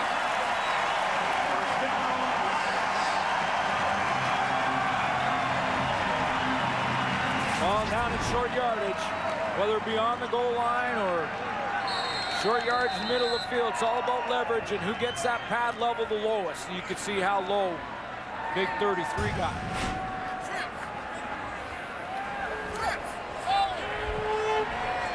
Claremont stays in the offense. I got 22. First down at the 37. Play action fake, and Durant looking deep. Touchdown, Andy Fantus.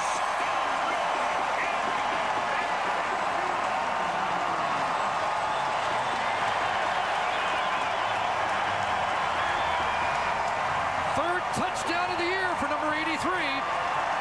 And they're a convert away from a tie. And I kept wondering when Darian Durant may try and take a shot and see if he can't go down the middle and see if he could test the new safety in Salim Borhat. And that's exactly what they do. Fantus made it look like he was going to go over the corner and then went right down where the safety should be. And Borhat was caught shallow.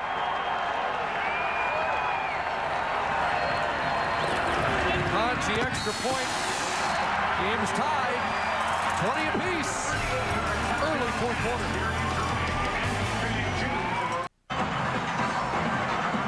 Saskatchewan defense going after the new safety in Salim Borhat, and how they're going to do it is with layers. Here's Claremont here, and then Fantus down the seam, and what they're trying to do is influence that safety to take Claremont as he goes through that underneath layer, and you could see Borhat kind of stopped his feet when he did that. Fantus was in behind him for the touchdown. 3 touchdowns all on home turf, and that'll sell some more of those Fantus flakes. All the black in the stands, that's for 24-hour notice, so good job. Next time we'll give you more notice and we'll make it. Western Ontario product has his own cereal brand here in Saskatchewan. The Roughriders on even terms, and now you think advantage. Saskatchewan with the wind at their back as it's blasted. Backpedaling, and they'll concede the single. Weldon Brown puts down a knee, and just like that, Roughriders have the lead. Show you another look at that touchdown by Andy Fantus, because he does a nice job of route running too. There's Claremont. He comes in here. Fantus is going to come down and make it look like he's going out to the corner and then come back down that seam. So even if the safety Salim Borhat was kind of watching Fantus, which he wasn't, he still tried to fool him there. But you can see right when you see number 23 in your picture how shallow he was. That safety's got to be deep as the deepest. 38 yards, his biggest play of the year. And now the Eskimos will try to respond. Trying to get over the hump, Ricky Ray! Look for stamps and flags fly. The Riders are complaining that they feel the ball was tipped before it arrived to Stamps, so therefore there should be no pass interference, if in fact that's what the call is. There is no infraction on the play. The ball was hit by the defender prior to the inference. Will be second down. That's a correct call. When the ball is touched or deflected, as it is right there, off the fingertips of Ted Cornigan, who almost had an interception, then the interference is wiped off, and I'm not sure there was interference anyway.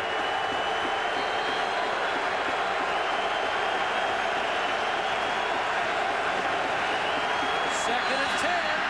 Ray fires, and he's got a completion, and Fred Stamps has been his favorite target all day, up to the 51 and a first down. Protection is the key to success in this play, because it took a while for Fred Stamps to get in the middle. And watch this O-line as you see stacked formation.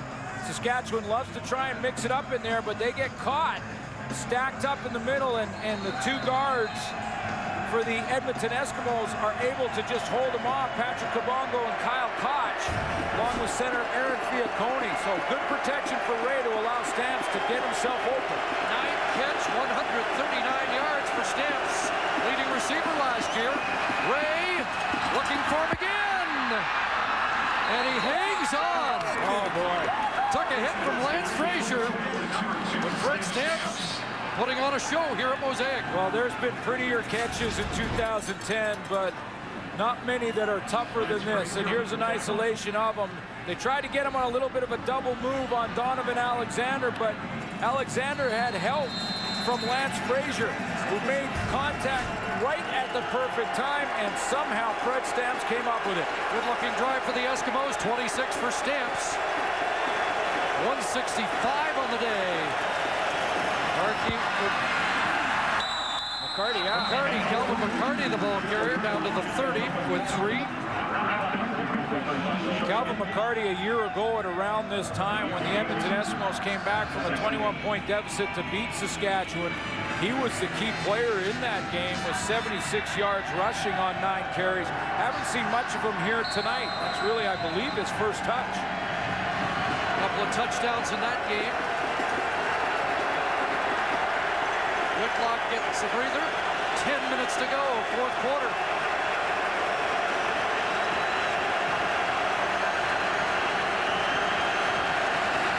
Second and 7, and Ray over the middle has got Talbot. Andre Talbot the catch. Looks like he may be short of the first down.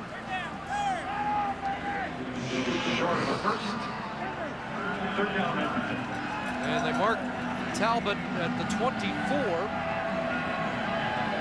It's 3rd and 2. Well, you consider what we saw in that BC game. Saskatchewan played in Empire Field, and the pressure they got on the Lion quarterbacks. This offensive line for Edmonton has really held up well in this second half. Richie Hall is going after this. Little surprise, 31-yard field goal to take the lead, but they're going to try and stay on the field. I am too.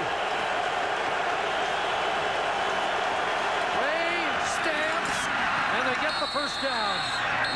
And who else would it be than number 2 so far in this game? Yeah, he has been the go-to guy. I mean, Fred Stamps has made a big comeback from that drop. And again, he had a pretty good game last week, but for the one play. And he has bounced way back. And I know there's a lot of Rider fans wondering, why don't they just double cover Fred Stamps and get up in there? He only needed 3 or 4 yards, but you can't let him get in behind you for the score. 8th play of the drive. Back in the hands of McCarty, and a good run by Calvin McCarty to the 10-yard line. But if the Eskimos win today, it'll be on the back of Fred Stamps. 292, that's what I was saying about that Montreal game, is that he did have the one play, but that's what everyone's talked about. But was over 100 yards last week, 292 in the last 2 games, and he has been the man for Ricky Ray here this afternoon. 2nd and 2, McCarty again. Fumble. And a ball came loose, and the Roughriders have it. Comes up with the football. He had a fumble recovery for a touchdown last week, and one almost as big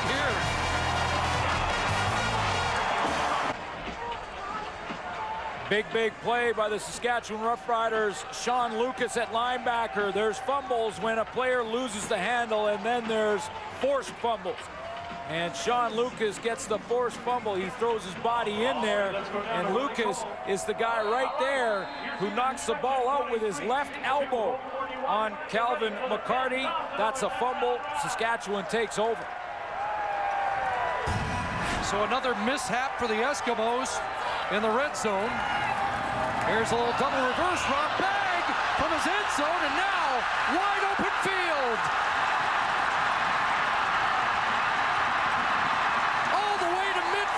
For Rob Bagg, 46 yards.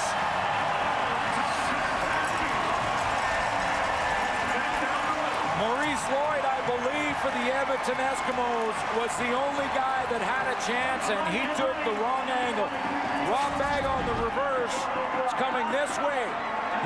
We'll show you exactly what happens with Maurice Lloyd. He comes down tight here on this angle. Because he's on the wrong angle here, you get Bagg outside and around him. If he stays wider, he can contain it and get some help from his friends. 6 receivers out. Gunned underneath. And Getzlaff the catch. to the 50-yard line and 5. It's really a game of inches and leverage, and you see Maurice Lloyd there, who just gets caught with a bit of the wrong angle, and once Rob Bagg gets outside of containment, now every single Edmonton Eskimo defender is in chase, and they're trying to catch one of the fastest receivers out there.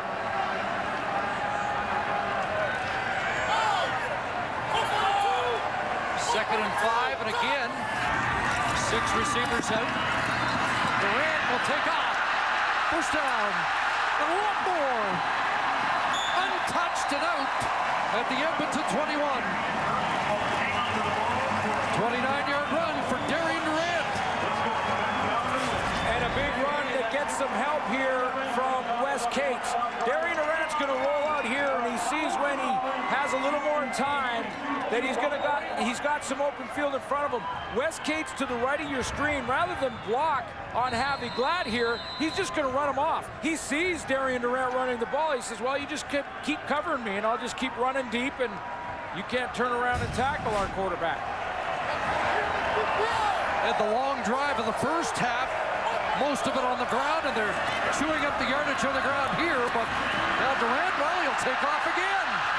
And a hook slide underneath Mo Lloyd, who was bearing down in a hurry.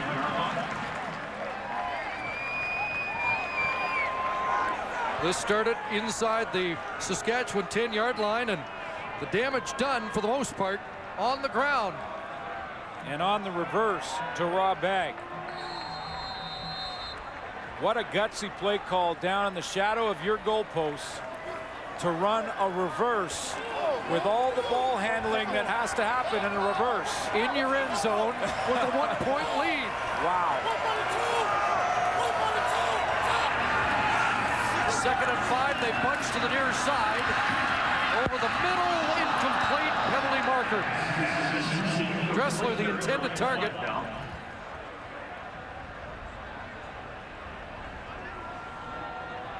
So it'll be against the Riders in a holding call.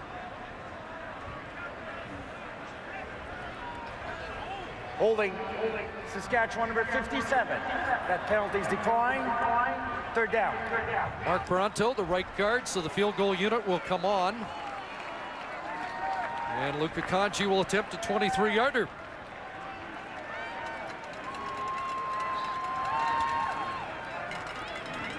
Interesting to know who called the reverse back in their own end. That is a gutsy play call that worked to perfection. And with the smile on Doug Barry there. Timeout. Likely he was the one who called it. Eskimos. The Eskimos had too many men on the field. Edmonton had 13 men on the field, and that's why that timeout had to be taken. Otherwise, the Riders would have been celebrating a too many men penalty here. After the reverse, just to show you the reaction of the offensive coordinator. Yeah, it was a gutsy call, but when they work, they're the right call. The pants may be a bad call, but the play call was right. You don't like the pants? We're not gonna adopt that for the booth. Look at Kanji, and now the lead is 4 with 4.5 minutes left at Mosaic.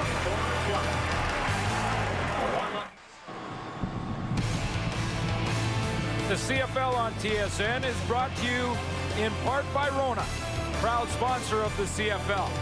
Rona, doing it right. You win a Grey Cup ring in '89, you get to read some of the business. Well, we've got to finish.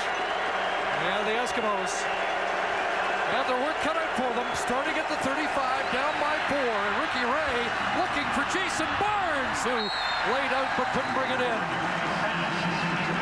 Omar Morgan, the veteran corner, was with them. Ricky Ray aggressive on first down to go deep down the field to Jason Barnes. A couple of moves here. He's got time to do that. And if the offensive line continues to hold up the way they are, you can run those 2-3 moves in that one just out of the fingertip. Tough to overthrow a receiver against this wind. But Ray did, and now it's 2nd and 10.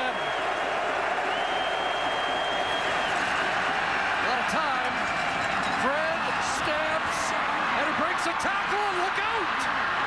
Hold down and a fumble, and Roughriders have it. Fred stamps corralled at the 40, and he coughed it up.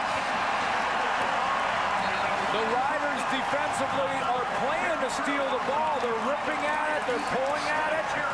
They're not just going out to try and make tackles. They're trying to pull it out and turn it over. And it's worked back-to-back series now as I believe it was Tad Cornegay comes across and just rips it out of the hands of Fred Stamps. You're right. Cornegay with the strip. James Patrick the recovery. And not much question that Stamps was still in play there. Cornegay tackled the football. Defenders are taught that. Go ahead and tackle the ball. Back-to-back Eskimo fumbles. That one batted down. TJ Hill off the edge. Sam linebacker with the knockdown. Tad Cornegay back in the lineup after missing last week. And the problem for the Edmonton Eskimos in the turnover department has reared its ugly head once more in this 4th quarter because they looked like they had eliminated it. Remember, -8 coming in, +1 at the half, but back-to-back fumbles, McCarty and Stamps. Stamps just wants another chance. And they get to Durant, and Durant tosses it out. Cates has got it, and the Eskimos bring him down quickly. An alert play by Darian Durant after TJ Hill and Javi Glatt met him. Alert, gutsy, dangerous. There's a few words you could use to describe this type of play in this type of game with a 4-point lead and wrapped up like that to just toss it. Wow. 3 minutes left, 4th quarter. There are a limited number of replicas black and red jerseys still. Well, our game story is brought to you by Mr. Lube. Ricky Ray's found some chemistry with Fred Stamps again. 212 yards. Darian Durant, the passing game, not at its best, but enough to give the Saskatchewan Roughriders a 4-point lead at this point and a good 4th quarter. Now they'll give the ball back to Ricky Ray here. Jamaica Rector awaits. Ken Miller has deployed Luka Kanji as a punter in the 2nd half today. Louis Sakota had a rough day with the wind. And let's see what Kanji does. Line drive kick. Rector let it hop. Little bobble, and Patrick down quickly. So no return for Jamaica Rector. Well, ball security an issue, and Richie Hall addressed that prior to the game. Being sound fundamentally, and fundamentally means hanging on to the football and protecting the football because, you know, I mean, I think we're probably a -7 or something like that, and it's tough to win football games, and to this day we haven't won football games, so we've only hurt ourselves, and we've been our own worst enemy. And they are now a -9. And a major foul tacked on, so the hole gets deeper. Lots of time for Ricky Ray. He's got to battle the wind, the crowd, and oh yeah, the Rider defense.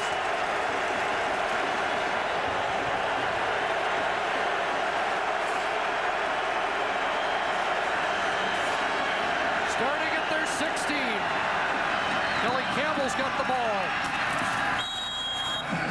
And a 9-yard pickup for Campbell. Richie Hall talked about protecting the football on contact. The Rider defense in the last 2 series done such a nice job of ripping that football free.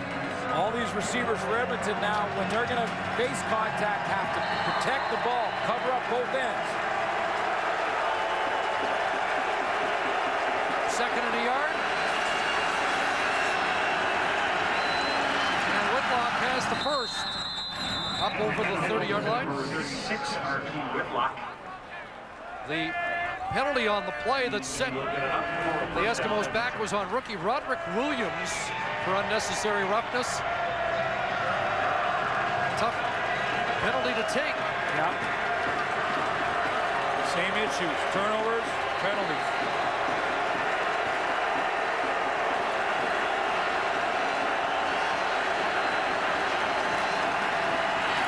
Ricky Ray, jump ball, knocked down by Omar Morgan, intended for Jason Barnes. The senior man in that secondary.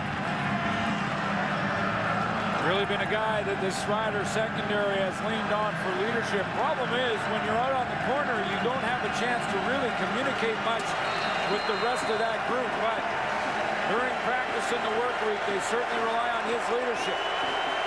175th CFL game for the 33-year-old veteran.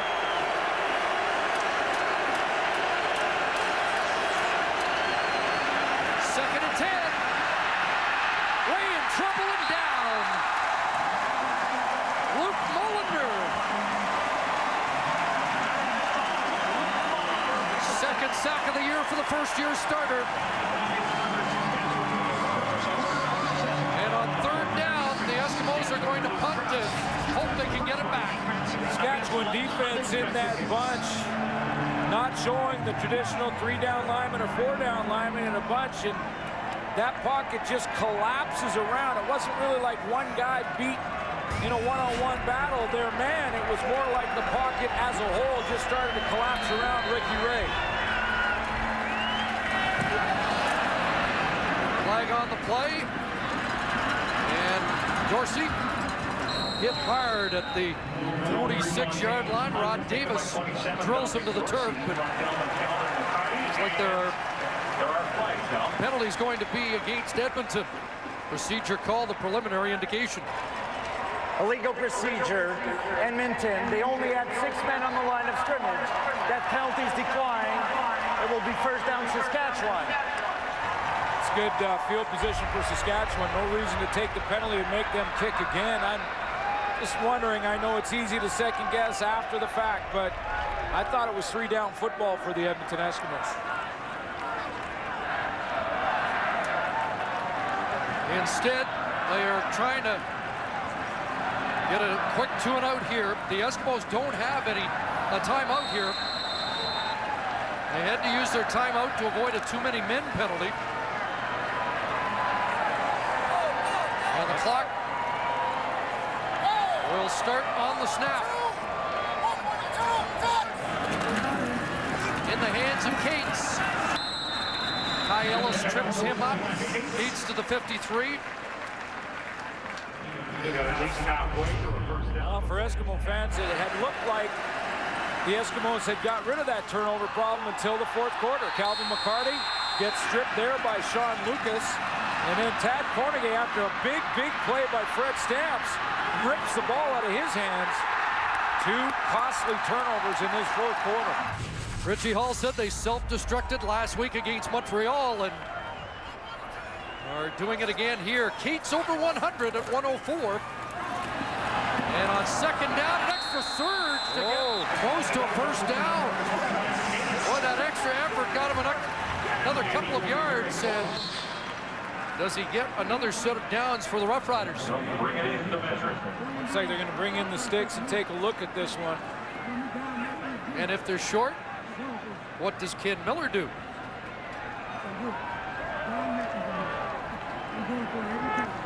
Well, if they're short, it's going to be by inches, not yards.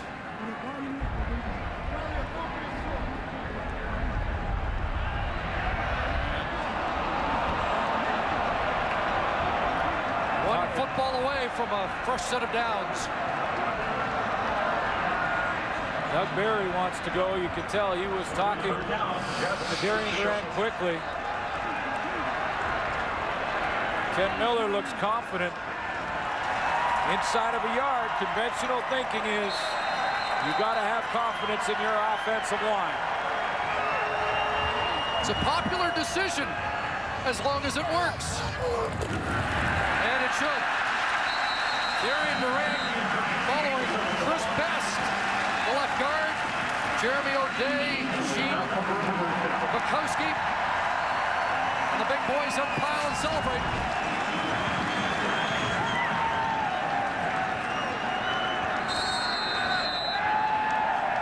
Good decision by Ken Miller this week when he decided to move Gene Mikowski to tackle and have confidence in Chris Best to play that left guard.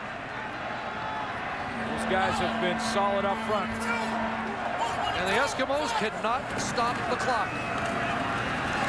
Ellis again has Keats in his clutches. They can't because they used that timeout with about 5 minutes left because they had one too many on an extra point. You can see the disappointment in Richie Hall. That's what he talked about, the problems this Edmonton Eskimo team has had with discipline in the fourth quarter. Penalties, turnovers, mistakes like that. He cannot stop the clock, and the Saskatchewan Roughriders right now poised to improve to 3-0.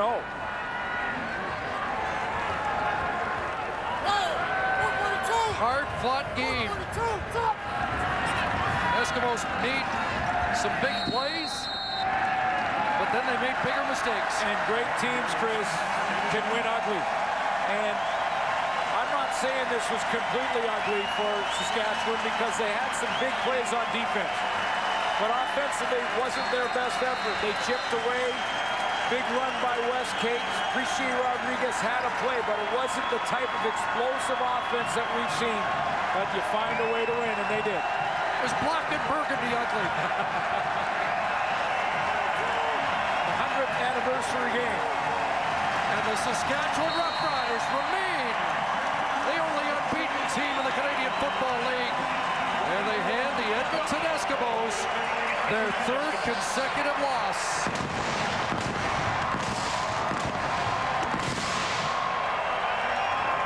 A centennial celebration game here in Regina. And the Roughriders prevail 24-21.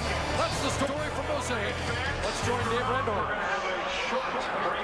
Yes, indeed. Back in our CFL on TSN studios, Dave along with Milt Stiegel and Matt Dunnigan and Chris Schultz, and the Riders just keep plugging along. They always, as Chris Cuthbert was just saying, find a way to get it done. And they are now 3-0, the only undefeated team remaining in the Canadian Football League, and a healthy lead on the rest of the West Division, in particular the Edmonton Eskimos, who are still looking for their first win. We've got the 3-0 to talk about. We've got the 0-3 to talk about. We'll get to the Eskimos in a minute because that's a significant story in itself. But first, Schultz, we'll start with you. I want to get your thoughts on this team that just keeps coming at you. Well, they have a resiliency about them that's very unique in CFL football, and I thought at the start of the game they were not a highly focused football team just in terms of their own execution on a personal level. But then as the game progressed, I thought one of the breakout plays was Wes Cates running the football and Hugh Charles in his balance in the running game. Then they got a little bit more physically into the game, but I thought early they almost lost the game. I give them credit for each and every quarter. They got better and better and better. Saskatchewan Roughriders are finishers. They are. They are finishers. And proof in the pudding there is they outscored Edmonton 11-0 in the fourth quarter, and that's 29-0. The Eskimos are being outscored in the fourth quarter, and that's just not good enough. But the Saskatchewan Roughriders are simply a team that believes in itself. And when you had them in the fourth quarter with the wind at their back and striking distance, you knew the game was going to the Riders. In fact, I was sitting here thinking this is over. They got the wind at their back, and then Edmonton imploded, which we've seen for 3 weeks in a row, Milton. They've got to stop that out. Turning the football over, that's huge, and you can't do that on the road at Mosaic. All right, Milt, we'll get your comments in just a second, but right now I want to take you live back to Regina and Mosaic. We're standing by as the starting quarterback for the Saskatchewan Roughriders, Darian Durant, 238 yards passing, 1 touchdown, and he joins me now. Darian, it's Dave Randorf. We're talking about your team and the resiliency of this squad. You go into the fourth quarter once again trailing, and you find a way. Take us inside that huddle. Talk about the poise of your team, Darian. Oh, man, that's what we're all about. Winning games in second halves. We didn't play too well in the first half, but, all year, all last year, we've been a second half team. We take pride in that, and, it showed out here once again today. Darian, Matt Dunnigan here. As a play caller and an ex-quarterback, I got to ask you, who made the call down on the goal line on your own 9-yard line with the reverse? Because that took some big kahunas right there.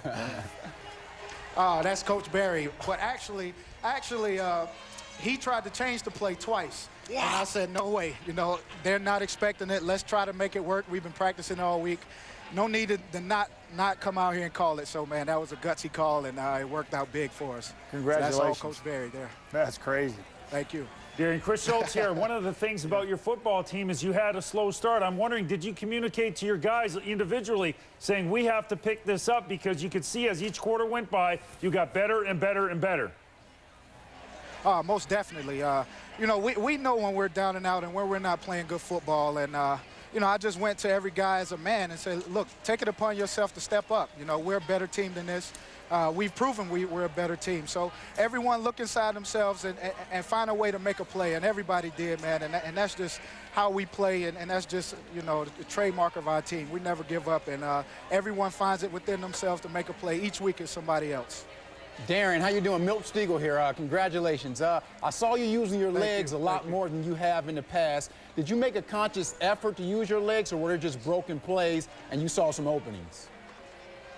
Well, they've been playing us a lot of man-to-man all game. And I knew that, you know, if you can break the line of scrimmage when they're playing man-to-man, then, you know, the DBs have their backs to you, and you have a lot of space. So, you know, shout out to Marcus Crandall, man. He's the one who, you know, who told me that, look, the defensive backs have their back turned. If you step up in the pocket and you see a lane, take off.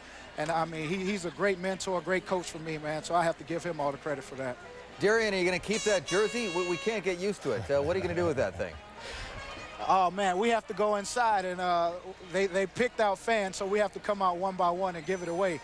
With this being such a historic jersey, I'm upset that they're not going to let us keep it. But well, you know, can't. It's all good. You can't keep it because you're playing Calgary next week, and that'll be way too confusing. Oh yeah, that's true. We need to go ahead and get rid of this black and red right now. Darian, thanks for your time. All right, thanks for having me. Take care, guys. Darian Durant and the Riders do it again, improved to 3-0. Yeah, Calgary's going in there next Saturday night. That'll be a doozy, as it always is. I want to get your comments now on the Riders. We had to jump into the Durant interview there. Well, we're just talking to Durant, and their offense did a great job, but I was more impressed with their defense. If you remember last week, their defense totally dominated the game, but this week they had to come from behind. They allowed Edmonton to have some big plays on them. Fred Stamps had over 200 yards. Ricky Ray had a great game. But when it counted, they made turnovers, and those turnovers helped them out a lot. If not for those turnovers, I think Edmonton win this game. But that defense, once again, came up big and allowed that offense to score when they had to. So you got to give a lot of credit to this defense. And I think for Edmonton, that's going to be the conversation for Richie Hall as a head coach. Is, guys, you know, each and every time we have played this year, there has been some aspect of football that we can control, but we are not controlling. And we talk about it all the time, but it's so relevant in this game. I mean, Calvin McCarty comes in at the fourth quarter trying to spell Archie Whitlock, and you have a fumble here. Here's the play from Ricky Ray and the fumble by Freddie Stamps, who had absolutely an outstanding game as a receiver. But, you know, we've all discussed this. He's going to lose some sleep tonight when he realizes this individual play was game determined. Schultz, right now the Edmonton Eskimos are dead last in the giveaway takeaway category at -10. That's in 3 ball games. And when you're giving up more than 3 turnovers a game to your opponents, you're not going to win many football games. And sadly, that's exactly what the Eskimos have been doing. And how do you fix that? You know, it's a mentality, and it's securing the football. We saw McCarty go in there and lose the football. That was a bit of a fluke. A nice job by Lucas throwing his elbow up there and kicking it out the last second. Freddie Stamps there in the open field. You got to secure that football. But that guy was simply on fire today. My hat's off to him. You know, it's difficult in a loss like this to look at the good numbers, but it's hard not to because he was spectacular when Ricky Ray needed him. And these just weren't first down catches. These were some clutch catches on second down, and there were some tough catches too, Milt, like this one right there. Very tough, very tough. And where do the Eskimos go from here? I'm for sure Richie Hall is in that locker room telling those guys, well, we played great today. They didn't play well enough to win the game. They had plenty of opportunities to win the game and didn't take advantage of. You look at Fred Stamps, 12 catches for 213 yards. But they're going to remember the one that he fumbled. That's all that's going to be remembered. So these guys have to find a way to win if they want to compete in the West. Well, Mill, we were talking about it, watching Fred Stamps compete. He was kind of indicative of a lot of guys today for the Eskimos. He was just trying so hard on that play. Remember, there was another play in the first half where he made a great catch down low, almost fumbled it away, but he got his knee down. It was effort. And you guys take me inside the room. Does Richie Hall even need to say anything to these guys? Well, he does have to say something. He does have to get a big effort. But let me just switch the subject for 1 minute. All right. Andy Fantus had a fumble. The first possession for the Riders deep in Edmonton's area. And I'm looking at my notes, and it says, why didn't you challenge this play? And, you know, when Richie Hall looks at that, that's a responsibility to make sure you challenge that, because I thought it was a clear-cut fumble. We always talk about little things that make the difference in football games, and I really believe he should have challenged that play. And that was so deep in their end that it could have been game determining. Wasn't really aggressive there, and yet he was aggressive in other ways. In other aspects. He brought his quarterback in and out with Ricky Ray and Zabransky. He also went for it on a 3rd and 2, foregoing the opportunity to get 3 points. Boy, you know, you've been in those shoes as a head coach. Yeah, you're too trying. often. You're trying to get the team out of a funk. And so, you know, you correct the mistakes and you move forward, you know. But at this point, I don't think you add a negative to a negative. You go in there, the guys feel bad enough. You're 0-3. You just lost at Mosaic. You certainly had an effort that was good enough to win, but you come away empty once again. So I think you've got to simply just leave it lie, correct the mistakes, go back next week, and get back to the drawing board. Good football game, 24-20. The Saskatchewan Roughriders improved to 3-0 on behalf of Chris and Matt and Milt, the boys in the booth in Regina. Thanks for watching. This wraps up Week 3 in the CFL on TSN. We're back at it for Week 4 soon enough, as Hugh Charles and the Riders are rolling atop the West Division. Again, thanks for joining us, and we'll talk to you next Thursday. You are watching TSN, Canada's football leader.